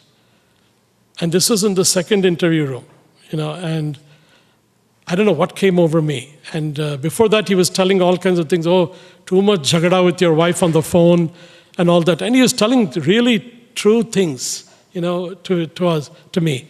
When I held his legs like that, I said, Swami, I can never leave you. In an instant, he took his hand and right hard thud on my back and rubbed my back and said, even if you leave me, I won't leave you. That is the thing. So we have to always, the meaning is not for me. The meaning is that 10 years later, I made a lot of money in diamonds and stuff. Huge amounts. And I lost in that 2009-10 down the tube. And I don't mind saying it because I told Swami, I wrote to Swami, said, I'll take care. But when he takes care, it's his time work, his plan. Then I realized when your faith is tested, whether it is health or wealth or anything else, or relationships, you cannot leave Swami, because he is holding on to us. The fact that we're all here gathered in this room means that Swami is the glue that keeps us all together. It's like when you meet a Sai devotee, Sai Ram, it's, no introduction needed. Anyway, I had a lot more, but sorry, I'll spare you today. But please carry on. Sorry, thank you.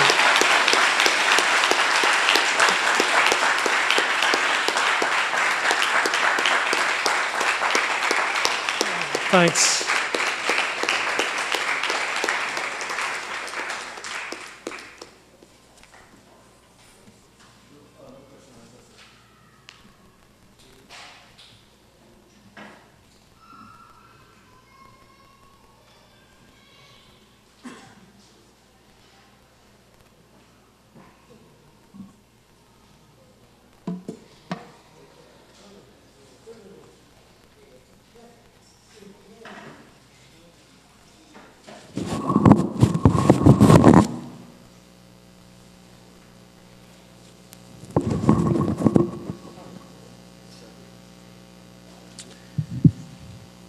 My humble pranam at the lotus feet of Bhagavan Sri Sathya Sai Baba. Dear brothers and sisters, I think they say the best thing comes at the end, correct? So you heard Brother Manohar's speech. So fantastic actually it is. Give another round of applause.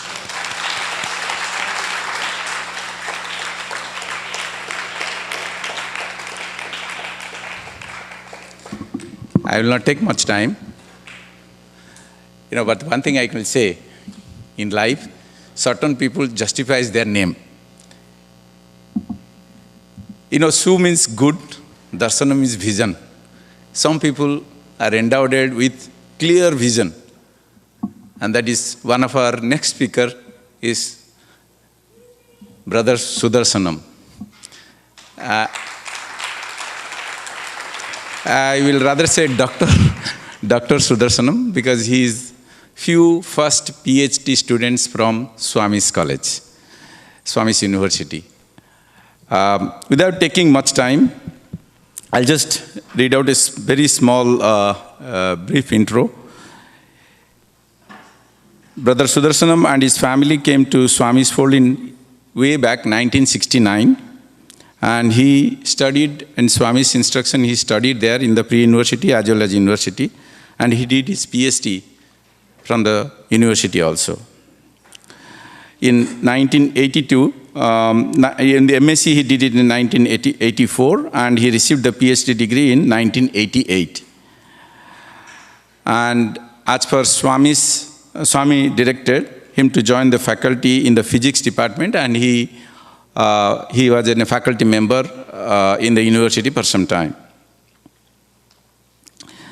He moved to US in 1991, and he pursued his professional interest in same technical field of laser, fiber optics, electro-optics, and photonics as he did it in the university. At his current affiliations, he leads the dashboard projects on the high-performance pulsed fiber amplifiers. Besides his professional career, he's a fantastic speaker. As I said, Sudarshanam, his clarity on the spiritual matters are absolutely phenomenal. We have heard him number of times in our center, in East 26 Center, in the study circle, as well as the way I have spoken in many other places also. So relax and enjoy the next 1 hour of his absolute clarity and sharpen your awareness, because it's all through mental awareness you will get it, which is other way, ATMA, Atma. This is the knowledge about Atma. Sai Ram, everybody.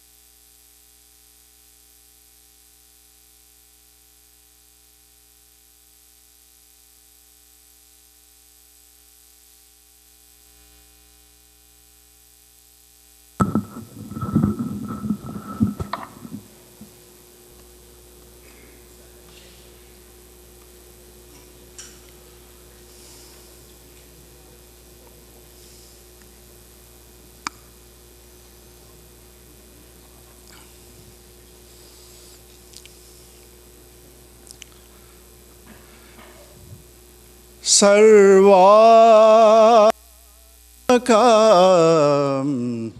Sarveshwaram Sarvatmakam Sarveshwaram Shiradishwaram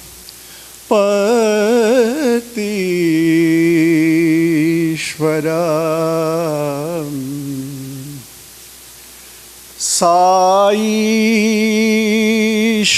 Saishwaram Abhayankaram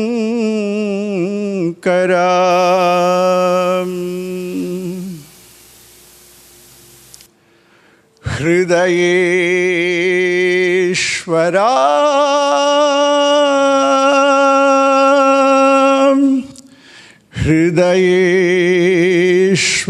Hridayeshwaram Karunakaram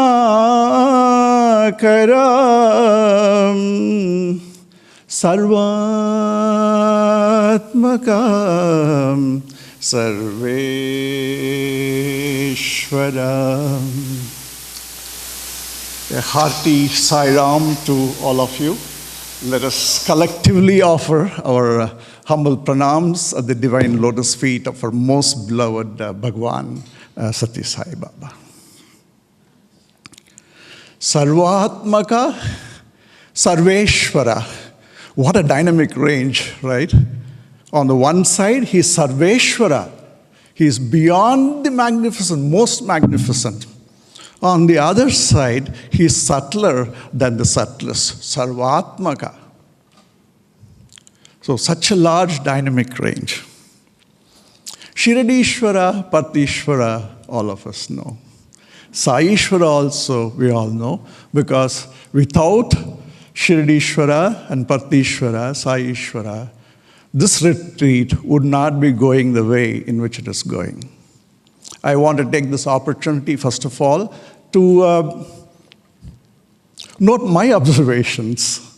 And as I moved along in this retreat for the last 3 days, what I saw was only one thing, nothing else. Absolute selflessness from everyone in this retreat. It is not just one person here or one person there. You take the kitchen, for example. People were in the kitchen throughout the day, round the clock. And think of the planning that had to go before that. They had to be here on Thursday itself in order to begin the preparations. The tents to be put up. So many, many things behind the scenes. And then you take the Bhajan group, you take the Veda group, the Nagar Sankirtan that they had done. Then you take the workshops. And then you take the speakers that we had, wonderful speakers that we had over the last 2 days, and the great talk we heard from Manohar ji as well this morning. Everything has gone on so smoothly. And I also want to mention one other thing.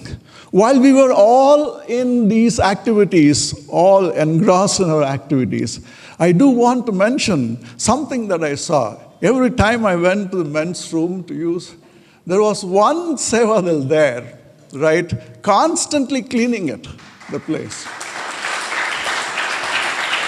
This basically struck me a lot, actually. And not only that, he was the only person to all the 3 days. And what a surprise, that is Sri Ram Kumar from the Edison Center. I was really, really amazed.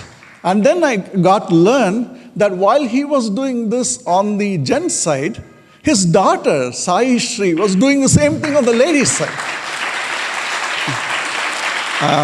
Along with, I think, another lady by name Annapurna. Now, how is this all inspired? There's one person, right? I shouldn't say person, because he is our beloved master, that Swami has actually instilled in every one of us, ingrained it into every one of us, that connection with him, direct connection with him, so that we are able to do these kind of things in a very, very selfless manner. So initially, I thought that I will be doing some of this talk by myself, like I'd be chanting a few lines. But then when I saw all of this selfless service being done, I decided that this has to be a collective effort as well. So I would like to request the Vedam group, both on the ladies' side and the men's side, as well as all of you who may know the Narayana Suktam, to join me in this so that collectively we can pray to Narayana, the Satya Narayana whom we all know about. So this will form the kind of basis of my talk. This verse that is here, Sarvatmaka, Sarveshwara, then Abhayankara, and then Hridayeshwara and Karunakara. This is the basic outline of the talk. Now, at the very end of the talk, I want to play a 3-minute audio, because I thought that there is no way in which I can rephrase what Swami has said. It is better we all hear it from himself directly. He has made an offer to all of us, by the way. Right? I hope we will all go back, taking that offer, accepting that offer, and then leading our lives the way in which he wants to. I want to also mention one other thing here. I have attended several summer courses in Vrindavan in the early days, both before I became a student and after I became a student. One thing I want to tell all of you, this looks like a mini summer course. Really looks like a mini summer course. And the only thing I would say is that I miss the big mangoes, Banganapalli mangoes, that each one would be given. But we made upon that so very well in the food that we got. Such a sumptuous food, delicious food that we got from the Sevadal who were working in the kitchen, had planned it extremely well. So, in fact, that audio is basically what Swami had said on the last day of one of the summer courses. So what would happen is that you'd have a discourse every day for 30 days, but on the last day is a special discourse. It's a very intimate discourse where Swami will just come down to you, just giving his love. Okay, you probably have heard this on the internet, but I think it's better if we hear it directly from him. So let's start with the Narayana Suktam. Please join me in this. These stanzas are here. It should be easy for people to follow this. But if not, just hear what the Vedam group is chanting. Narayana param brahma tattvam narayana paraham narayana paro jyotiratma narayana paraham narayana paro dhyatha dhyanam narayana paraham. Narayana is the supreme absolute. He is the supreme reality. He is the supreme light. He is the supreme self within us. He is also the meditator within us, and he is the meditation himself. Now, this is what is said in the Narayana Suktam, part of the Mahanarayana Upanishad of the Taittiriya Aranyakam. But we have Satyanarayana himself with us. So, what is the bonus we are getting here? Not just Narayana, Satyanarayana himself. He is the source and embodiment of true knowledge. He is a Satya Bodhaka. Satyasya Narasya Jnanasya Ayanam Yaha. He is a divine teacher of the spiritual knowledge. Let's go to the next stanza. Yaccha kinchid jagat sarvam drishyate shruyate piva antar bahischa tat sarvam vyapya narayana stitah. Everything constituting this universe, seen or heard of, pervading all of this, everywhere, from inside and outside alike, stands supreme, the eternal divine being, Narayana. I want to mention something here. You may all have heard here and there in videos, Swami will ask, where are you from? You know, in the initial days, we'll simply say, we came from Bangalore or Hyderabad or wherever it is. But then, you know, we got a little bit smarter after that, right? When Swami asked, where are you from? We will say that, no, we are from you. He will not be so impressed. Yeah, it's nice for us to say, and yeah, he'll have a sort of like a smile on his face. But there is only one word when he hears that, he'll say, that is correct. And what was that word? That was everywhere. When you said Swami is everywhere, that is the correct answer. It's not enough if you just say that he is in your heart, that Swami, we come from you. No, none of those really satisfied him. Everywhere was a word that he liked. And that's who Swami is, Narayana himself. I want to mention one other thing here. As Manohar ji mentioned about the Sai Gayatri, Tanna Sarva Prachodayat. That sarvam, right, that word sarvam encompasses everything in the world. There is nothing beyond that at all. I want to relate to some of the sessions we would have in the old bungalow in Vrindavan. So we would be sitting just right beside Swami. Not much of a gap. There will all be like jam-packed sessions we would have. And Ramakatha would be sung in front of Swami. I can tell you this. Every time the Ramakatha was sung in front of Swami, you can see the emotions on Swami's face. And when Sita had to go to the forest, his face will show that kind of fear that Sita had while she was in the forest. And then the kind of like when Ravana was, sort of like defeated, the expression on the face was different. And then when it came to that Rama is coming back to Ayodhya, his face will become joyful again, and he'll go like this, going on the cymbals, the thalam, really fast. And so every emotion that was in that song, you could see on Swami's face. How can that be? He must be Rama, right? Otherwise, there's no way you can have those kind of true feelings within you. So we saw the Rama there. But then we saw the Krishna as well. And then we saw the Shiva as well, or the Rudra Swarupam as well. And we saw all of these forms of God all in one. Tannas Sarva Prachodayat. In so many different planes Swami has worked. We are only aware of the physical plane, by the way. There are so many planes in which Swami has worked, not just for Sai devotees, but beyond and beyond. There is no distinction for him. That we have been actually so lucky and so fortunate, all of us, that we have been able to come into his fold. We'll go to the, actually before we go to the next one, this is a line that Swami repeats quite often in his discourse.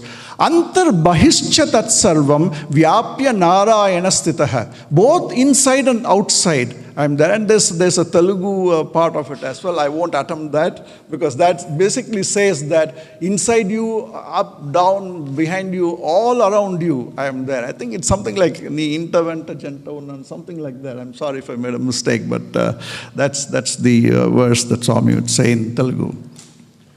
So this is also corresponding to the same thing that Swami says. We are in the light. The light is within us, and we are the light ultimately. Antar bahischa tat sarvam. So when he is outside, we are in his light. When he is within us, he is with like antar, inside. We'll go to the next stanza. Anantamavyayam kavigum samudrentam vishwashambhuvam Padmakosha pradikashagum hridayam chapyadomukam. He is limitless, imperishable, omniscient, residing in the ocean of the heart. See the transition now. Sarveshwara, now suddenly it goes down to Sarvatmaka. So he is the one who is taking care of the whole universe, but he is also within each one of us. He is the cause of the bliss in the universe, the supreme end of all striving, but he manifests himself in the akasha of our heart, which is comparable to an inverted bud of the lotus flower. So he is within each of us, and this Narayana Suktam gives you so many details of what we are carrying. We don't even feel it, we don't even know it. We are so caught up in the grass world that all of that power that we have within us is completely subdued by the noise that we are making in the universe. As we deal with things in the daily life, there's so much of noise, there's so much of clutter that we are not even able to experience that inner self within us. And this Narayana Suktam brings it out and tells you where exactly this Atma is located within you. We know we do Brahmarpanam, right? Like Brahmarpanam before we eat our food. There comes a thing, Aham Vaishwanaro Bhutva. So what is said there? That I am in the form of Vaishwanara within you. That is the Atma takes the form of Vaishwanara within us. And this Narayana Suktam actually explains that. So let's go to so the first thing here is that it is in the form of just to describe it as a form of an inverted bud of the lotus flower. Ado nishtya vidasyante nabhyamuparitishthati jwalamala kulam bhati vishwasyayatanam mahat. A span below the Adam's apple, a span above the navel is where this heart is located, the spiritual heart, not the physical heart. very clearly described in the Vedas in this Narayana Suktam. The heart, which is the relative seat of the manifestation of the divine consciousness in the human being. It effulges the great abode of the universe as if adorned with garlands of flames. You see the connection between Vaishwanara and this? We all have a body temperature. Where does that temperature come from? Where does that heat come from? Of course, from the food that we eat, right? But the food is processed and our body is maintained at a certain temperature. You'll know it when you have a fever, you know that you're off of the limits that you're supposed to be within. So that Vaishwanara within us is the form of the Atma. We'll go to the next one. Santatagum shilabhistulambatya sannibham tasyante sushiragum sushmam tasmin sarvam pratishtitam. Surrounded on all sides by, it says nerve currents here, but actually it's like, to relate to what we know now, it's like an electrical field. It's not something like a physical thing that you can go, is there an inverted bud there? No, it won't be. This is a description of what it is in its subtle form. The lotus bud of the heart is suspended in an inverted position. In it is a subtle space, like a small little aperture, let's say, which is called as a Sushumna Nadi, and therein is to be found the substratum of all things. When we say substratum of all things, we are talking of the Mahat itself, right? That means what is there in the whole universe, what is managing this whole universe, that superpower is actually seated within us. Guhayam, that means it's secretly hidden within us in that heart space. If you go to Chidambaram in Tamil Nadu, the temple there is a sort of like a window through which you can look. It is called as Chidakasham. There is nothing there. It is just Akasham, that means it's space, but that is where the energy is. And if you stand there and when you hear the bell ringing, you will feel the effect of the Chidakasham right there when you stand there. That bell has got a certain resonance to it. That space there, it is so spiritual to be in. We'll go to the next one. Tasya madhye mahanagnir vishvachir vishvato mukhahan sograbhuk vibhajantishtannaramajarakavihi. In that space within the heart resides the great flaming fire, undecaying, all-knowing, with tongues spread out in all directions, with faces turned everywhere, consuming all food presented before it and assimilating into itself. And that is how we digest our food. The reason why Swami has instituted this Brahmarpanam and we have to offer this food to Brahma, and the next one, that's Aham Vaishwanara Bhutva, is recognize the fact that the Atma is there within us. And that is what is keeping us going every day. And we don't give enough credit to it. We don't even give any attention to that Atma within us. We'll go to the next.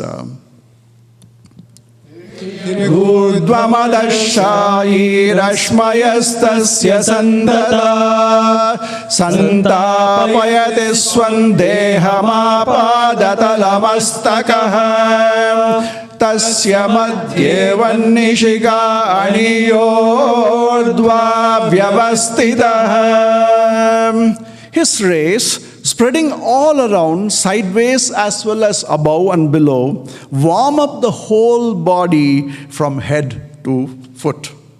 In the center of that flame abides the tongue of fire as the topmost among all subtle things. It's subtler than the subtlest of things. Let's go to the next verse. Nilato yadamadhyastad vidyulleke babaswara nivarashukavattan vipita In that space, brilliant like a streak of lightning. It's a streak of lightning set in the midst of beautiful blue rain-bearing clouds, slender like the awn of a paddy grain, yellow, golden in color, in subtlety compared to the minute atom, this tongue of fire glows splendid. Now you may think, well, I don't relate to all of this. This is Narayana Upanishad. Okay, it's an Upanishad, that's all right. But where's the proof? Where's the evidence? So I think probably in my, I think it's 84, or I'm not sure of the exact year. All I know is this. This was an interview that Swami gave to the 12th class students as they were passing out that year. This was an interview that happened in the morning, so most of us missed the details of this interview. But those students who were in that interview room afterwards shared this detail with us. Swami created for these 12th class boys a replica of that Atma. It's exactly the same description that is given in this Narayana Suktam. At that time, I asked those innocent children who were there, the 12th class students, what did Swami say? The way in which they described it to me was that we saw something in Swami's hand, some object. It was like really beautiful blue, a blue that we cannot describe. That's what they said. And in that we saw kind of like streaks, like, like the scientific thing, like neurons or something like that, things flashing across. And they said we saw those kind of streaks, but they're all like coming together in a focus at the center of it. But inside there was this beautiful flame. That's exactly what is described in the Narayana Suktam. And Swami created that and showed it to the 12th class boys. How lucky they were to see the Atma itself.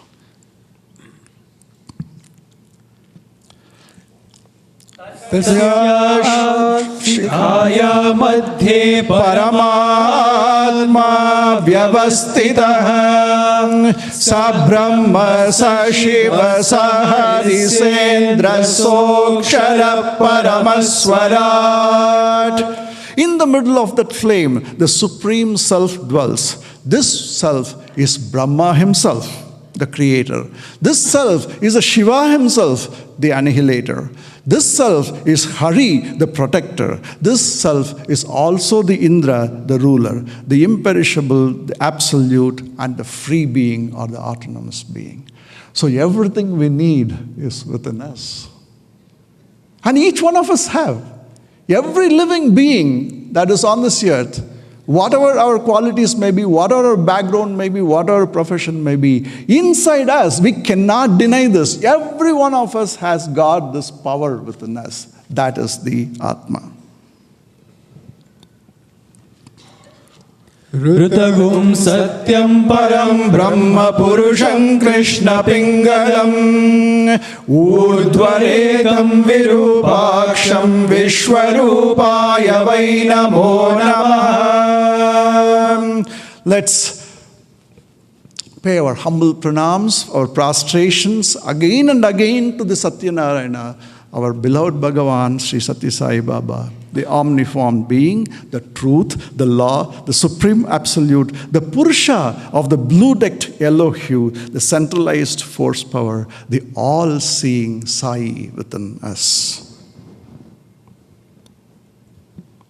I'm going to come down to earth now from the, literally the earth. I didn't mean to say that, but that's what it is. So this is a map. I don't know how many are you from Bangalore. You can clearly see this is some Halli there, right? Because Halli is what's called a village and it's got a certain notation, but this is Bangalore.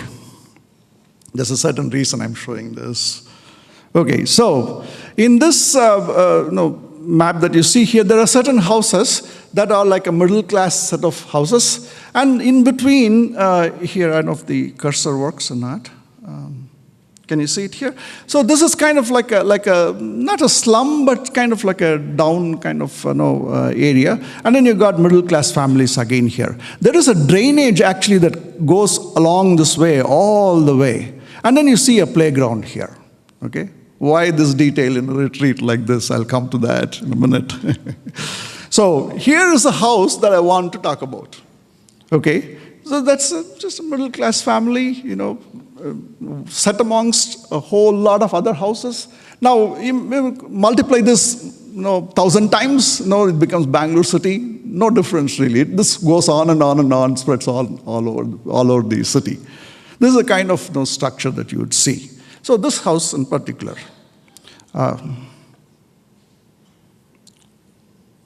So this is the playground I want to talk about. So what happens is this. You see that drainage there that blocks people from accessing that playground from the street here where I have pointed to this house. So people have to jump over this drain. They will do that, and they'll get direct access. And unfortunately, this corner house became the target of every passerby who would want to go into the ground, skipping the normal route. Okay. So in this house was an elderly gentleman. He was like 83 years old, very devoted to Swami, right? Very sincere, very dedicated to Swami. He will never do anything that will hurt Swami in any way. And he has done a lot of service as well. And Swami has accepted it. Swami has respected him. A lot of love that was exchanged between Swami and him. 83 years, right? Retired at home, right? I shouldn't say urchins, but if you want a description of how the kids would look like, that's what it would be. Like we would say street urchins, not kept very well, running around, stones in hand. They'll throw out any glass that they can see just for fun, jump over the wall, jump the drainage, go to the ground, and this would happen all the time.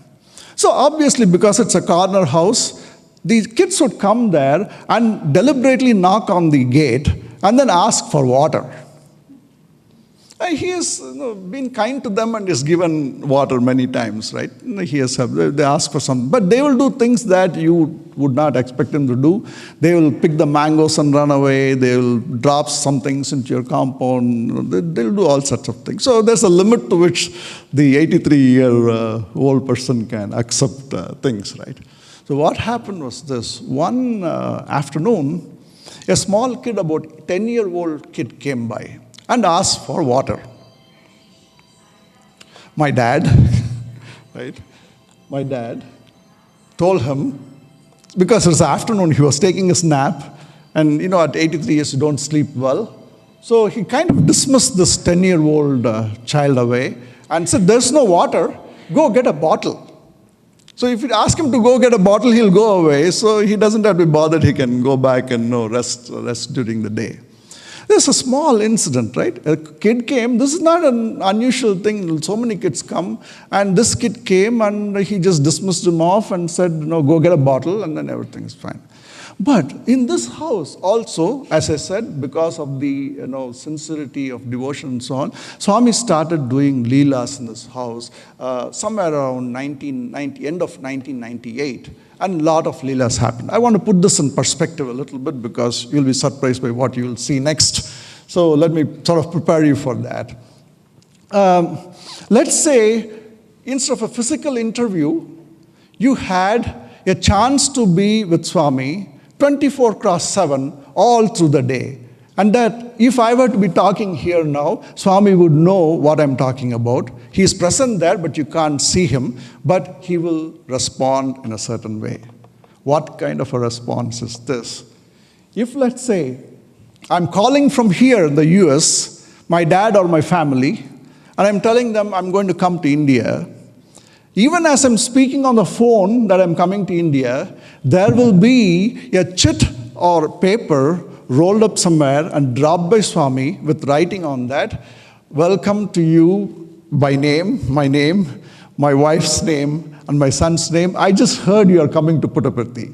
This is not even gone out of the phone. The person who's my mother or my sisters hearing the phone have not even conveyed it to others. Right there instantaneously, before the message could be conveyed, he has already heard what I was going to say. And there's a welcome as well. Come to Puttaparthi, all three of you.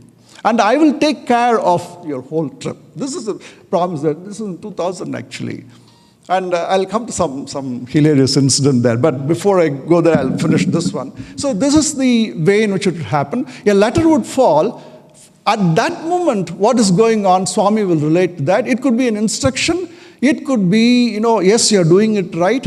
And it could be something like, no, don't do this. This is wrong and you shouldn't be doing this. He'll correct us in a very, very loving way. He'll correct. And such a smooth way in which he'll correct you. You will never feel hurt by what Swami is saying. And this is one of those. What did I say? There was a kid who came and asked for water. What did my father do? He dismissed him away and told him, get a tumbler. to get a bottle. And this is what happened the next day. By the way, for those of you who want to know where physically Swami was that day, you can check 26th and 27th of April 1999. Swami was in Kodaikanal giving talks. There are two discourses, 26th and 27th. Swami was in Kodaikanal. This was happening in Bangalore, many, many, many miles away. Here was a letter written in Tamil. This letter was received on the 27th of April 1999 at 10 a.m. Indian Standard Time. My father was an accountant. He would immediately jot down everything, all the details of what happened, exact dates, time, everything must be marked down for him. Sorry that he had this, he was so inspired by it, he would put a signature on this, what Swami had written. So ignore sometimes, you will see some marks that would be there. Those are not from Swami. But typically, I'll mark it out and I'll let you know which Swami wrote here. Those things that you see here, the 5 dots that you see, those are because this is a sacred document. This is God's own gift to us. So this is like a sacred thing. So auspiciousness, so kumkum and turmeric, that's what is being put at the corners, and it's preserved as a gift from God himself. At the top you see Om. By the way, this letter is written very fast. There are 6 in our family in India, 2 parents, then my 4 sisters, a very small house, and they'll be frequently going in between into the puja room, kitchen, and so on. And there was no disturbance. But we have to let Swami do what he was wanting to do in the puja room or anywhere else. So what Swami had to do was that he won't reveal himself. So between 2 people going there, he has to write a letter and drop it down there. You can see how fast he must be writing the letter. Therefore, you will see some of these wordings are illegible, right? You won't be able to figure. So we had to go with a microscope and see what exactly Swami is telling so that we interpret what Swami is telling correctly. So here it is, the next day, that's 27th, after this boy came by, Swami is addressing my father. Sri Raman, Netru Madhyanam, that is yesterday afternoon, Naan 10 vayadu payyan uruvathil tannir keten. I came in the form of a 10-year-old boy and I asked you for water. நீங்கள் தண்ணீர் இல்லை பாட்டில் கொண்டு வா என்று சொல்லிவிட்டீர்கள். Right? He is saying exactly what happened. You said no water, get a bottle. And then he says, I may come in any form. நான் எந்த ரூபத்திலும் வருவேன். But he's relating to something else, what had happened. So yesterday he did not give the water to this child, but today he has kept a big pot full of water for Swami. Because of the leelas in the house, Swami will actually take the water. And Swami is telling here, but today you have kept for me a vessel. It's called, in Tamil, it's called a sombu. Sombu means like a vessel of this kind of size there. And you have kept water for me in a large steel pot. Right? And then he says, I take only 2 tumblers of water. Why this large pot? Yesterday you didn't give him the water, but to me now you are giving this whole large pot of water, and I only take 2 tumblers of water. The message is there, right? Sarvatmaka. I want to put this in context actually. Imagine this world. Swami is as I said, Narayana himself. He's managing the universe. That is why I showed this map. Somewhere hidden, somewhere in a humble house somewhere, a little kid is coming and asking for water. That was a big deal for Swami. That was a big deal for Swami, that he had to write a letter and correct this behavior in us. And how wonderfully Swami had done that. And that is what we need to understand. That we think that when we interact with somebody, that we kind of dismiss people or we disrespect them. But we don't know or realize how much we are hurting Swami. How much, what an agony it is for him. Because who is in the other person whom we are hurting? Not anybody. That Narayana himself is in the other person. So to me now, actually, when these leelas happen, it completely changed my outlook.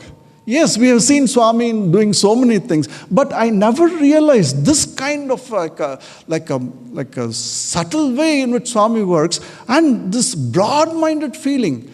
Yes, street urchin somewhere playing the playground wants water, and Swami, the avatar, is bothered about that, and he wants us to correct ourselves. So think about this. It is so important for Swami.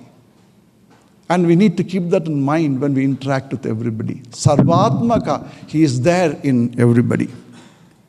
And then he says, he addresses my sister, Nalini, I read your letter. So we would keep letters there in front of Swami's chair. We'll keep it down. If he has read it, the letter will be on his chair.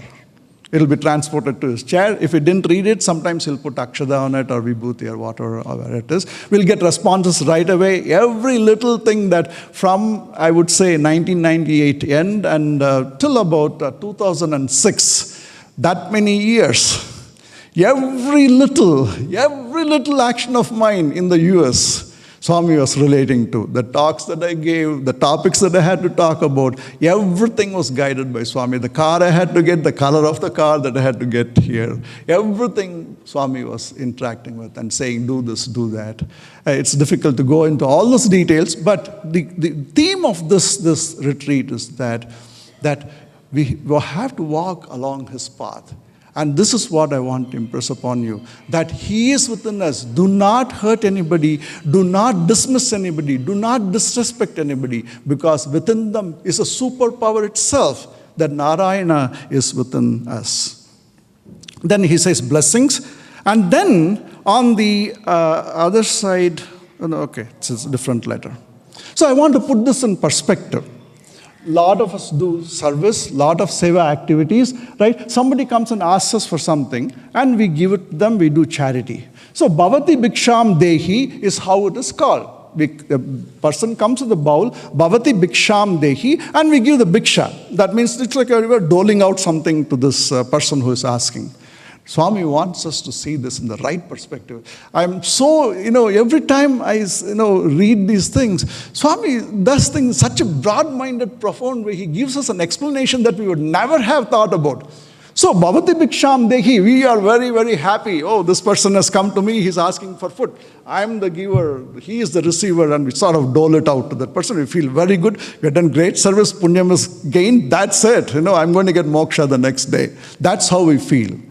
But Swami wants to put us in our place. He's saying, Bhavati Bhiksham Dehi. Who did he ask for? Who is he asking this from? Not you. Cut your ego down. Look at the word, Bhavati Bhiksham Dehi. He's asking the Dehi within you, not the Deha. So who is the Dehi? The indweller. So he is pleading for alms, or he's pleading for the gift, not from you. Don't think high of yourself, not the body. He's asking for the Dehi. He's asking this from the Dehi within you, and that indweller is Narayana, and that Narayana is the one who is going to grant it. Of course, through you. He's giving you a chance to do that.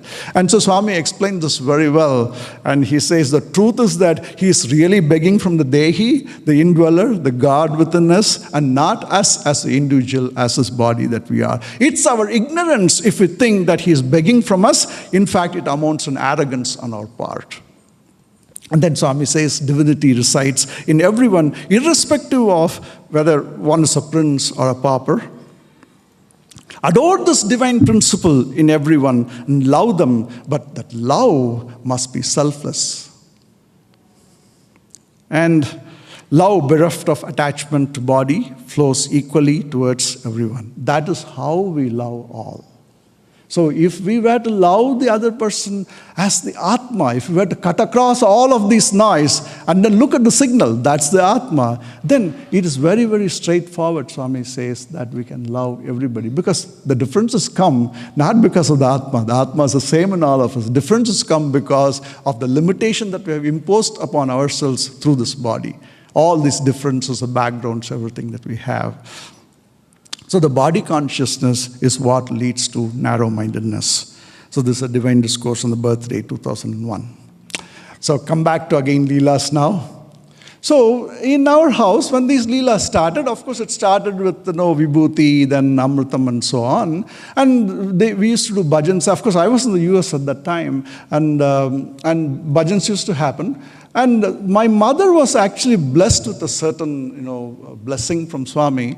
And it was that because she's a very, very innocent person, not educated, but has served both the family and Swami as well. She has cooked for Swami many times, and Swami has accepted a lot of, I used to carry vessels and give it upstairs, and Swami would accept it for lunch and so on.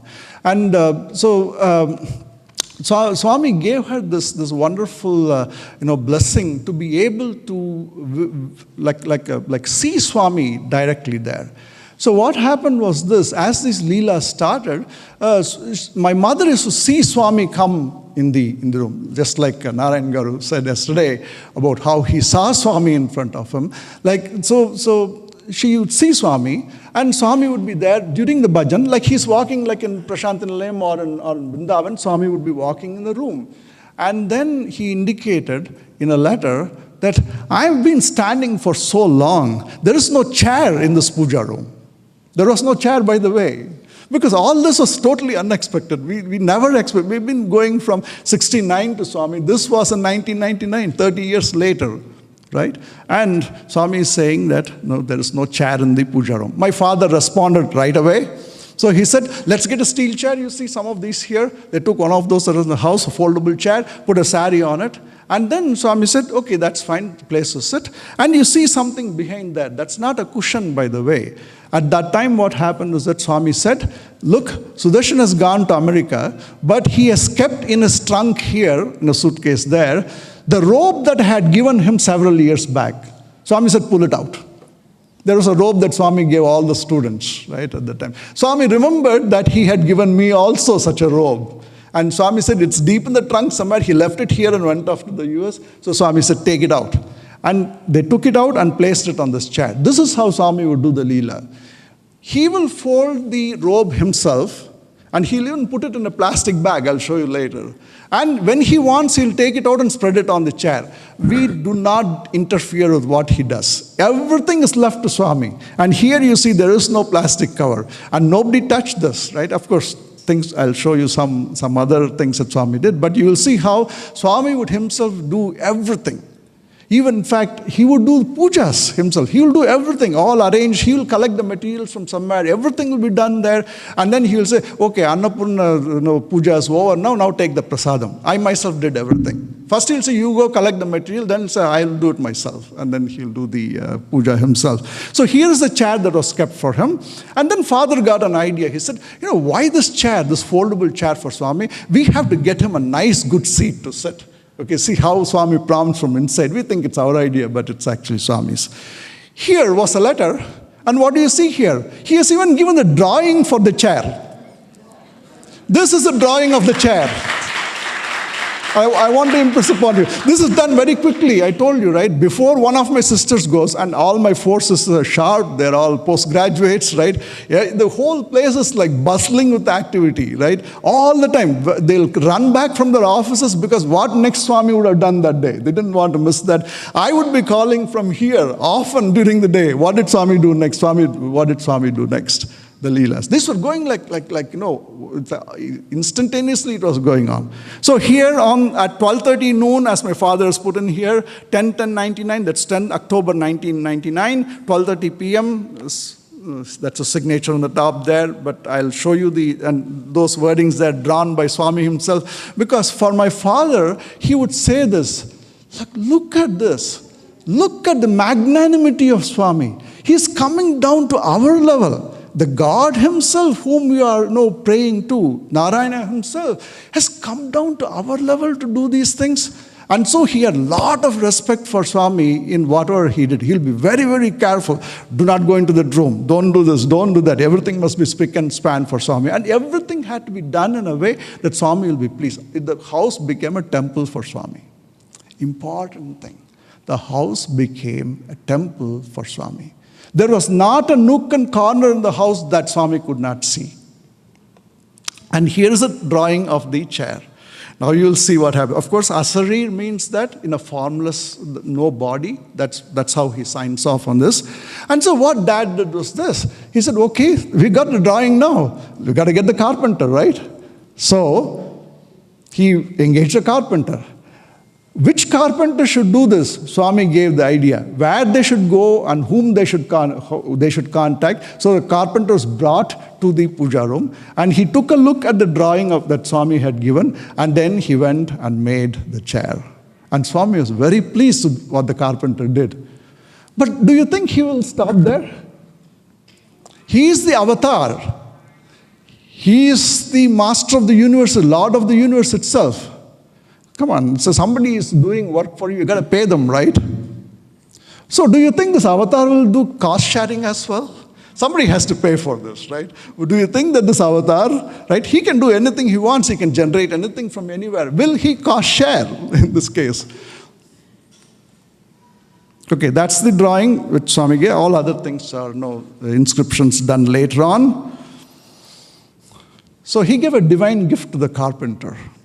Look at how Swami does. He need not have done this at all. But see how he is recognizing the contribution of that carpenter. Of course, it's all divine will. He must have done a lot of seva or sadhana to be getting this from Swami. And Swami wrote another letter, 10:15 p.m. on the 14th of October. You see here how Swami writes these letters. In one it will be Sri Raman, that is how Sri Raman is spelled. But in Tamil actually we call it as Si Raman. And you can see here, in this letter it is Si Raman, not Sri Raman, because that's how it's written in Tamil. So, Om Sri Raman, umakku kai eppadi irukkirathu. That means, how is your hand? Because his hand was actually fractured at that time. And so Swami is asking about how his hand was. He's inquiring about that. Swami had a lot of respect. Look, he's an avatar, but he respects us human beings. That's an amazing thing, right? That he will, in fact, when I was in the university, when I was in the PhD time, and then, of course, later on, before I even became a lecturer, when Swami would introduce us to some of the guests, he would say, "Sir," he will say, "Swami, we are your students. No, we came from a small age, we have been with you." But Swami will say, "Sir." And he will come and so nicely say, "Sir, how are you?" Swami will ask. When you are like sitting somewhere, because I was not somebody who would go in front of Swami and seek Swami, I would be sitting somewhere. He'll come all the way at Kalyana Mandapa in Vrindavan and come and stand and say, "Sir, how are you?" Now, what can you say to Swami at that time? You can only put your hands together and just pray to him. So that is the humility of Swami. So here now, what is Swami going to do? Of course, as I said, he's going to cause share. So he's saying, "Sri Raman, how is your hand?" And he addresses with respect. "So you are making a chair for me." Of course, he heard it, right? That's right there. He has given the drawing. "You are making a chair for me. It's costing you rupees 5,000. Because that's what the carpenter said. When he came there, "You give me 5,000, I'll make this chair for you. Wood, everything taken care of, all services taken care of. I will give 3,000 rupees. Do you think he'll keep it up? Many of us make promises and then we don't keep it up, right? I signed up once for I'll come to that. I signed up for the World Conference and then I bunked, right? I'll come to that in a second. But anyway, he says, "I'll give this 5,000, I'll give 3,000 rupees. And then he says, he doesn't have the cash, 3,000 cash on him, right? So at this time, for now, I will put rupees 1,000. Now, other things are arrears. I'll credit. No, I'll give it to you later on, right? At this time, for now, I have put 1,000. Did he put 1,000 at all? Did he put $1,000, 1,000 rupee note, or did he give in denominations that are smaller? Okay, we'll come to that in a second. Then he says, "Are you doing well? Are you all in good health?" The whole family he is inquiring about. And then he signs off as asarir. Asarir means not the body. And what were the denominations of, did it all add up to 1,000 rupees? That's the key question. That I was very interested in, right? I really, when I used to hear these leelas, I had great fun actually investigating every little bit of this. Because that's the mind I had. But every time, I saw there was no chance for any slip up anywhere. It was so convincing. And then we'll come to some of these things later as well. So what was the denomination now? 500 rupee note, 200 rupee note, 150 rupees was in some other denomination. That's 850 rupees. That's in one place. In another place, 100 rupee note plus 5 10 rupee notes adds up to 150. He kept his word, 1,000 rupees. And later he kept the other word as well. So he did pay the 3,000 that he promised. Look at this. Avatar, coming down to our human level. When somebody has done service for him, he always rewarded that person. In fact, he would say, if you do a little bit of service, I have to give you so much. So I got to do so much of, like in return for that, Swami would say. Every little bit of service that is done selflessly, he will immediately respond to that.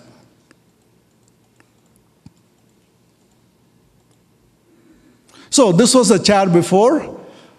Did the carpenter do a good job? There it is. How it got transformed. And now you see here. And this is like one of the chairs that you see, for example, in Sarvadharma Center, you see a similar thing. And all of Swami's chairs in Prashantalayam or Vrindavan, right, they got a certain structure. Now you know where this is coming from, a drawing from Swami himself. That's what it is. So this is the way in which Swami does in so many different planes. And you can see the robe of Swami now, it's in a plastic bag there. The kerchief would be, just like Swami is sitting here, he would move the kerchief from here to there. And and you can see that Swami has sat there on the chair. You can see the depression there, and in the footstool there, because nobody touches those. One thing is that we have to respect Swami in every way. We should not interfere with him. Let him do what he wants to do. So that is how we left it, and this is how the chair came about. So I'll move to another thing here. Letter here, but this is the trip that I said that we made in 2000, like when I called Bangalore, and then this, Swami said that come with your family and so on. So we landed in Bangalore, and then we entered in there, and then again these leelas continue. It will take too long to go through all of that. Here's where I want to talk about something very important. I'm given to a little bit of indiscipline, by the way. I cannot keep time. I'll always be late for everything because I want to do things sincerely. In the most perfect way, I will, just go on and on.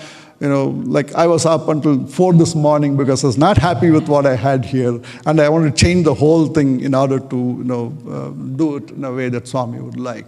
So I had this difficulty. So what happened was that I went to Puttaparthi along with my family.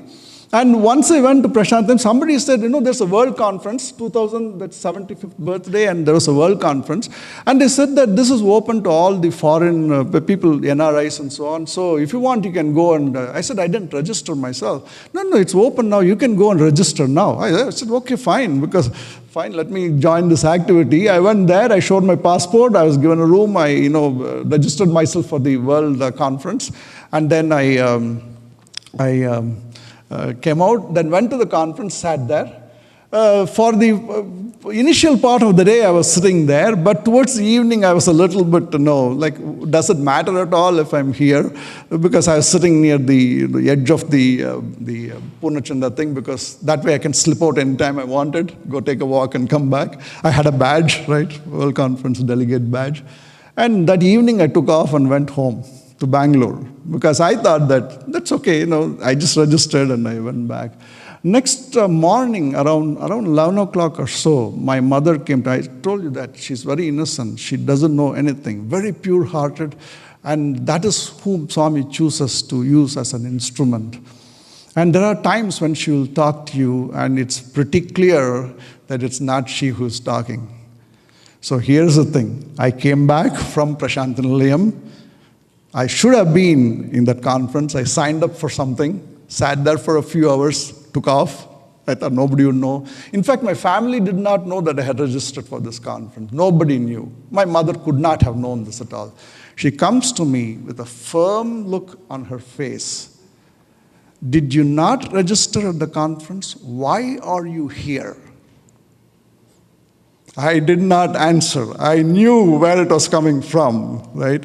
I knew that he had. Immediately, I put my tail between my legs. Next bus I took, I was back in Puttaparthi. Why did it matter that I had to attend this conference?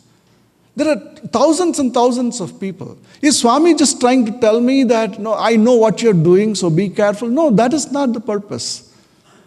If I signed up for something, I must show up for that. And Swami is showing that I know what you're doing. Every little thing that you're doing, I know.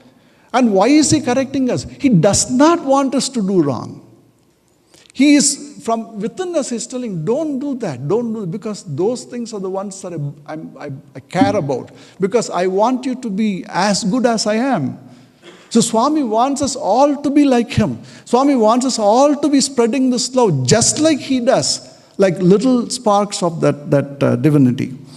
So what I'm going to do is that because of the lack of time here, so that year, that 2000, that particular year actually, on the 22nd, Swami wrote a letter. And this is where he says, I'm offering my love to the whole world in limitless measure. Shovel after shovel is how he says. Vari vari varangirain in Tamil. That means I'm just giving loadfuls of love. You also partake of this love. You too receive and accept my love. At this time, I was in Puttaparthi attending a conference. One thing I knew at that time was that I knew there was something that was going to happen the next day on the birthday. And that day, I was very early there, taking as early a seat as possible. Then I waited for Swami. And it is in that discourse Swami says, what can I give you all? Swami is so overwhelmed by the crowd that was there, the devotion, and you can hear the discourse. At the very end, Swami says, what can I give you other than my love? There's nothing I can give you. This is the only anandam. This is the love that I give. Because my property is only love. My property, true property is love, Swami says, and that's exactly what he has written here the day before the discourse in Puttaparthi. And he says, all the cells in my body are filled with love. And now he gives us the link. He gives us a tip on what we should be doing. And he says, in similar way, your cells must be filled with Sai Sai. That's when the connection happens. His love is always there. His love is permanently there. But there is something that we need to do. That is, we have to keep saying Sai, Sai within us all the time. So I checked with my sister as to what happened that day, because they were all in Bangalore and I was in Puttaparthi. She said until 2 a.m. that morning, they were decorating the place for Swami's birthday. This letter came after that, just after the decorations were finished. So Swami is saying that because they have been doing this with Sai, Sai, and Swami is saying that is the link. His love is permanent, a huge source of love, unending, limitless love. And we, if we were to chant Sai Sai, we make that connection with Swami. And he says, all of you should be forms of love. That's what he says. So I'll come to the promised 3-minute audio. This is best heard in Swami's own words, I think. This is a send-off that Swami is giving on the last day of the 73 summer course. Not connected? Okay. And I really want to stress this. Listen to this very carefully. It's available on the internet. Listen to this as many times. It's a wonderful offer that Swami is giving us. He gave that to Arjuna. He took it. Let's not miss it.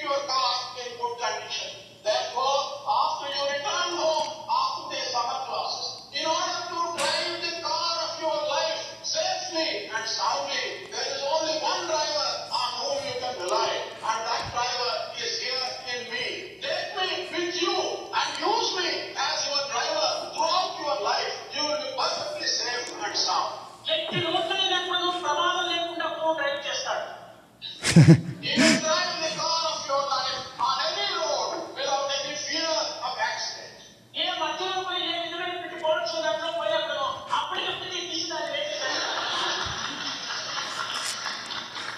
Halfway, as you travel, even if some bolts and nuts are lost from the car, this driver is such that he will then and there replace the lost bolt and the lost nut.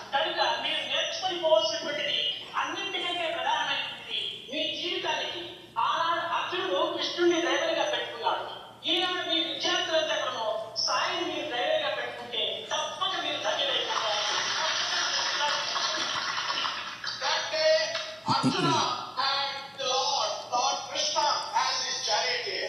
Therefore, today, all of you young students, if only you make the determination to have Sai as your driver in driving the car of your body through your life, then your life will be fulfilled. Sai అనగా సాయము అనేటువంటి వాడే సాయి. నిరంతరము సాయంగా ఉంటుంటాడు ఈ Sai. Sai means one who gives help at all times. He who helps is Sai. కనుక మీరు ఇది మాత్రం హృదయం లోపల భద్రం చేసుకొని హృదయపూర్వకమైనటువంటి విశ్వాసంతో మీరు దీనికి అంకితం చేసి దానిని ఆనందంగా మీరు అనుభవించుకోవడానికి కోరుకోవటం మీరు నేర్చుకోవాల్సినటువంటిది మొదటి విషయం.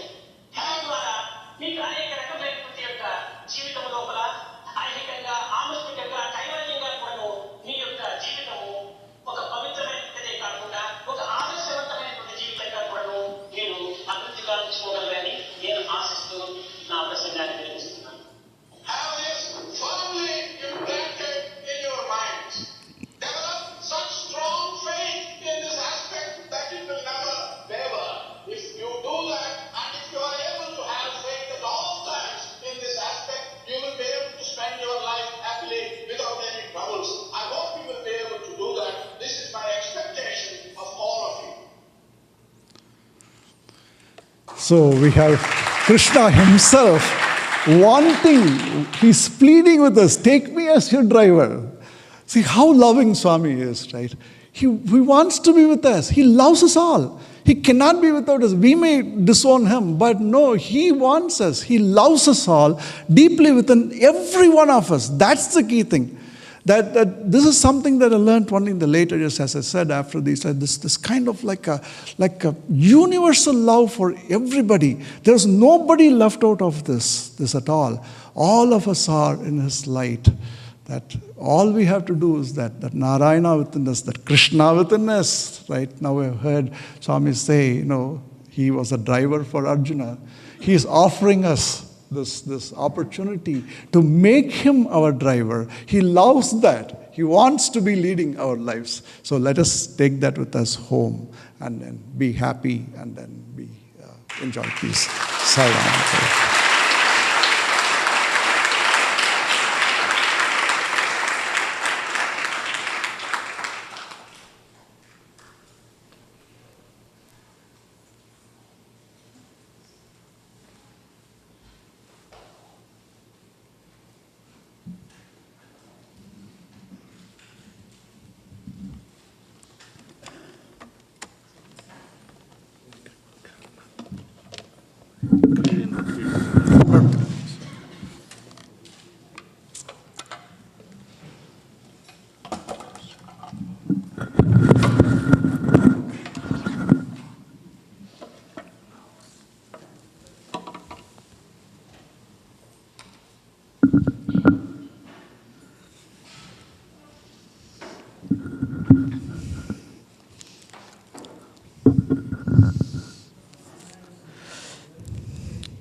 Offering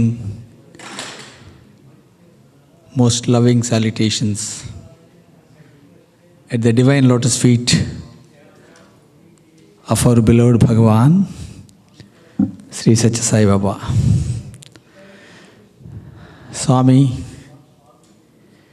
we have no words to express our gratitude for giving us all this wonderful retreat, making us to remember again and again your beautiful name, your form, your glory, feeling your divine love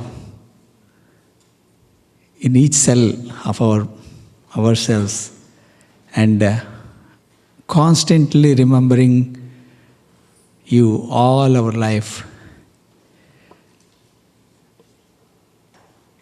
First of all, with His grace, we enjoyed the retreat.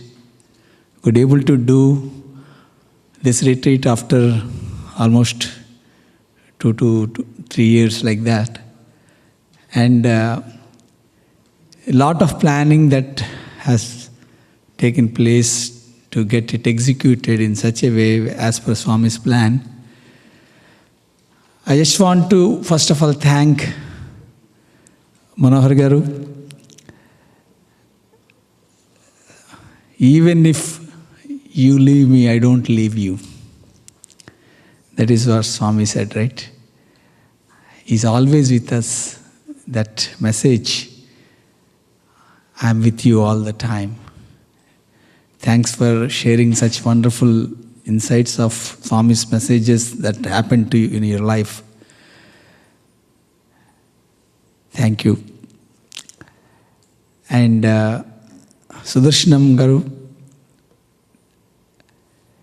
because he is the indweller. He is in us. In 95, when Swami was talking to us, he said, Intai, Ventai, Jantai, Kantai, Kapartha. He's with us, in us, around us, below us, above us, everywhere He's there to protect.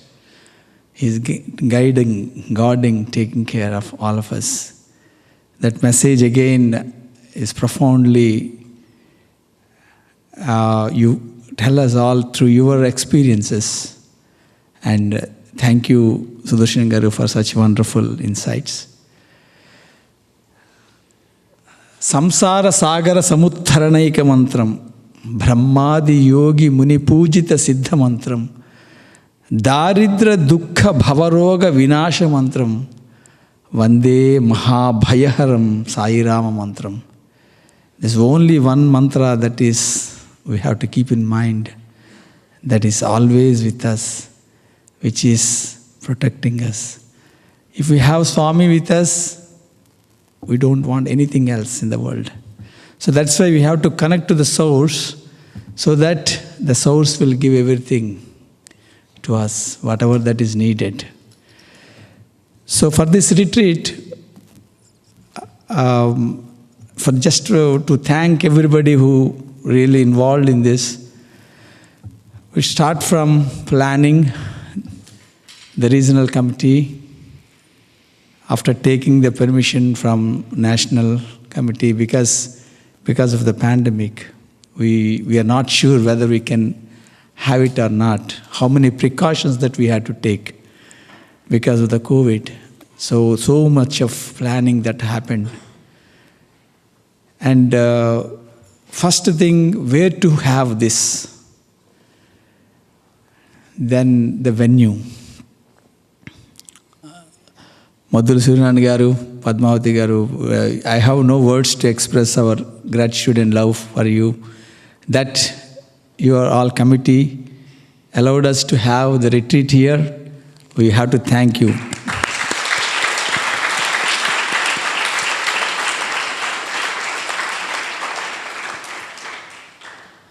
And after planning, started planning, we have to have so many activities, right? The volunteers, what to do, and the food committee, the devotional activities, service activities, and SSSGC activities. Because this is a combination of all that wings that come together and present to Bhagavan what the best that they can within a short time. So I want to thank all the volunteers first, because without them we cannot even have this wonderful retreat. Big applause to all the volunteers.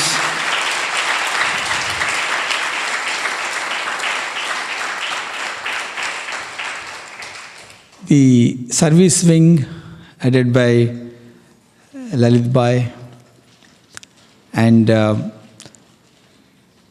Rajan uncle is also, Rajan Bhai is also very active in the food committee, Tosha Ben, and all the people that are, because I'm mentioning few names, but everybody, please, they are putting their heart and soul in planning that what to do, how to do, everything. Even Sai Kishore and Venkat, Pradosh, all these people, how many, I can tell you how many sleepless nights they spent for planning this. Maps, where to, what to, where, everything, each and every detail that they planned. And the guest speakers that came, first Nimish Bhai, for giving such wonderful message of Swami on the first day. Then we have Brother Gosby, he came, and all the way from Atlanta.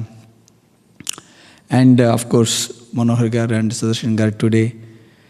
And we had wonderful, like almost 11, 12 workshops that happened. I pray to Bhagavan to bless all of them because they give all that, the inspiration that Swami gave to them. They shared their knowledge and also it's very inspiring workshops that we had, speakers we have. I pray to Bhagavan to bless and give a big round of applause to all of them.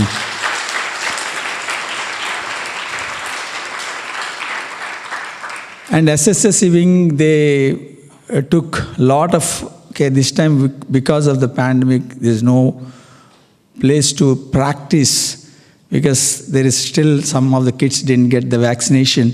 So they got up with the idea of like a presentation, a virtual presentation. They put a lot of effort into that, all the teachers, all the gurus, especially I have to appreciate Alpa who took the lead. He's the regional SSSC coordinator, and all the gurus, they put a lot of effort into that. And the kids also, hopefully they enjoyed the retreat with whatever that is available with the resources. A big round of applause to all of them.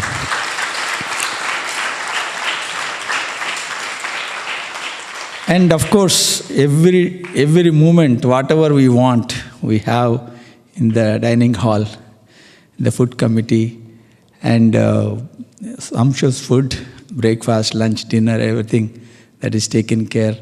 And thanks to Swami for giving such wonderful team here who tirelessly worked for giving us all on time the wonderful food. Thanks to all of them. Last but not the least, our devotional wing, all the devotional coordinators, they work tirelessly and have wonderful bhajans and the devotional program. And I learned so many things from them because I don't know anything. The only thing is, Swami, please help me. And they all helped in such a way. The singers, instrument players, you name it, everything they planned. And for the yesterday's devotional program, Sister Sudaram, she took the lead and she helped. And like everybody put their heart and soul. There is Swami's love is flowing through everybody here. Anything that you want, it is there. As my brothers mentioned, there is like no dearth of anything. It is complete, full ananda. Blissful state. I hope you all enjoyed, and I pray to Bhagavan to bless all the devotional coordinators and the team who worked, all the singers, instrument players, everybody. And thank you very much for participating in this. We thought the people may have fear to come here, but everyone followed the COVID rules and just happy with then. I think everybody enjoyed a lot, I'm hoping. And I pray to Bhagavan, and of course, Sabda Brahmamayi, Nadamayi, Raj and the team that is really working hard. And Kutumbarao Garu and Vishwanath Garu, all the people who took the videos and all that, photographs, that team. And again, I forgot, like this Swami was sitting here just the altar and Swami's room that is taken up by Sister Sudaram and Ramakrishnan. And all the Bridgewater team, there are no words to express the beauty of this. Thank you, thank you, thank you. I hope I covered everybody. I'm praying to Swami to bless all of us and have a safe trip back. And please think one thing, that Swami is with us, in us. He will never leave us. Sai Ram.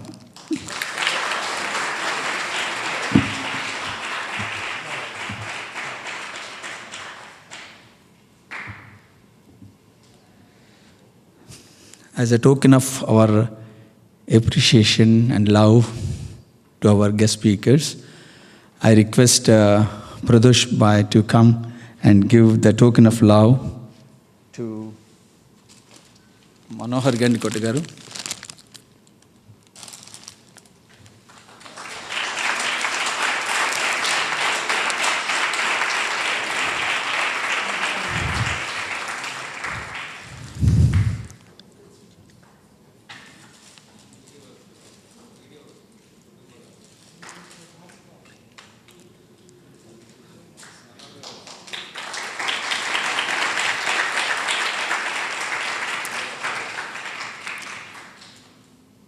I request Brother Venkat to come and give the token of love to Sudarshanam garu.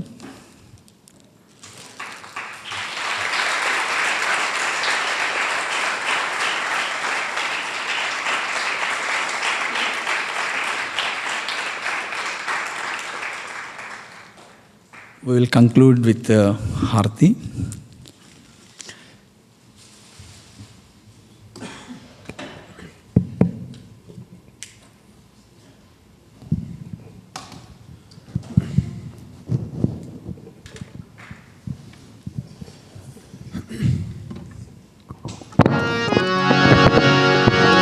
जय जगदीश हरे स्वामी सत्य साई हरे भक्त जना संरक्षक भक्त जना संरक्षक पति महेश्वर ओम जय जगदीश हरे शशि वदना श्रीधरा सर्वा प्राणपते स्वामी सर्वा प्राणपते आशित कल्पलतिका आशित कल्पलतिका कल्पाधरा ओम जय जगदीश हरे माता पिता गुरुदैव मरियम करुणीवे स्वामी मरियम करुणीवे नाद ब्रह्म जगन्नाथ नाद ब्रह्म जगन्नाथ नागेन्द्राश्रयना ओम जय जगदीश हरे ओंकार रूप जय शिव साई महादेवा सत्य साई महादेवा मंगल आरती अंधुको मंगल आरती अंधुको मंगल गिराई ओम जय जगदीश हरे नारायण नारायण ओम सत्य नारायण नारायण नारायण ओम नारायण नारायण ओम सत्य नारायण नारायण ओम साई नारायण नारायण ओम जय सद्गुरुदेवा नारायण नारायण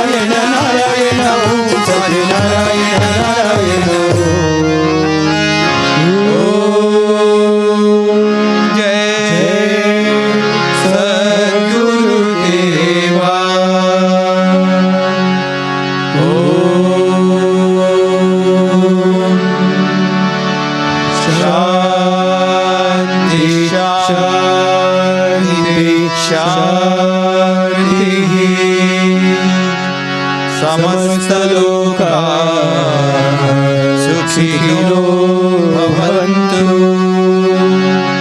समस्तलोका सुखिनो भवन्तु समस्तलोका सुखिनो भवन्तु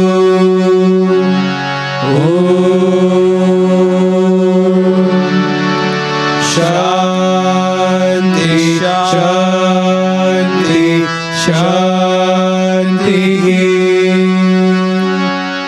जय बोलो भगवान श्री सत्य साई बाबा जी की जय, शिरडी साई महाराज की जय, साई माता जी की जय। परमं पवित्रं बाबा विभूतिं परमं विचित्रं लीला विभूतिं परमार्थइष्टार्थमोक्षप्रदानं बाबा विभूतिम् इदमाश्रयामि लीला विभूतिम् इदमाश्रयामि। Sacred ash miraculous Baba's creation, flowing from his blessed hands, holy creation, granting us the greatest wealth, God's divine protection. Beloved Baba, grant us liberation. Beloved Baba, grant us liberation. La verdad y el amor brotan de tu palma, como el brillo de sol ilumina el alma, siempre dando a la vida nuevas esperanzas. Brindanos tu gracia, dulce Sai Baba. Brindanos tu gracia, dulce Sai Baba.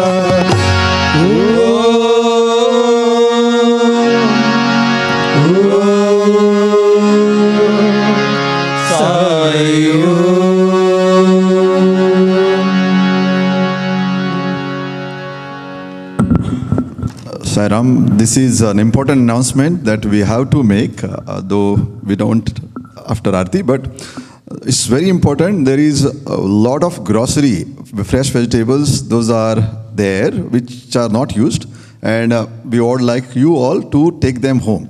Okay, they are going to be kept in the of course, in the kitchen. So they will be left there, and please take whatever you can to take home. Plus, there will be flowers from here. Those will be also left there. Our Ram will be keeping them there. And you can take one for family or one per person, depending on, make your own judgment, seeing how many are left there, okay? So those flowers also to be taken home, and leftover groceries also. And maybe leftover food afterwards. We don't know, okay? After the dinner, after the meals, okay, there will be some leftover food. So if it is there, please take home, okay? Sai Ram.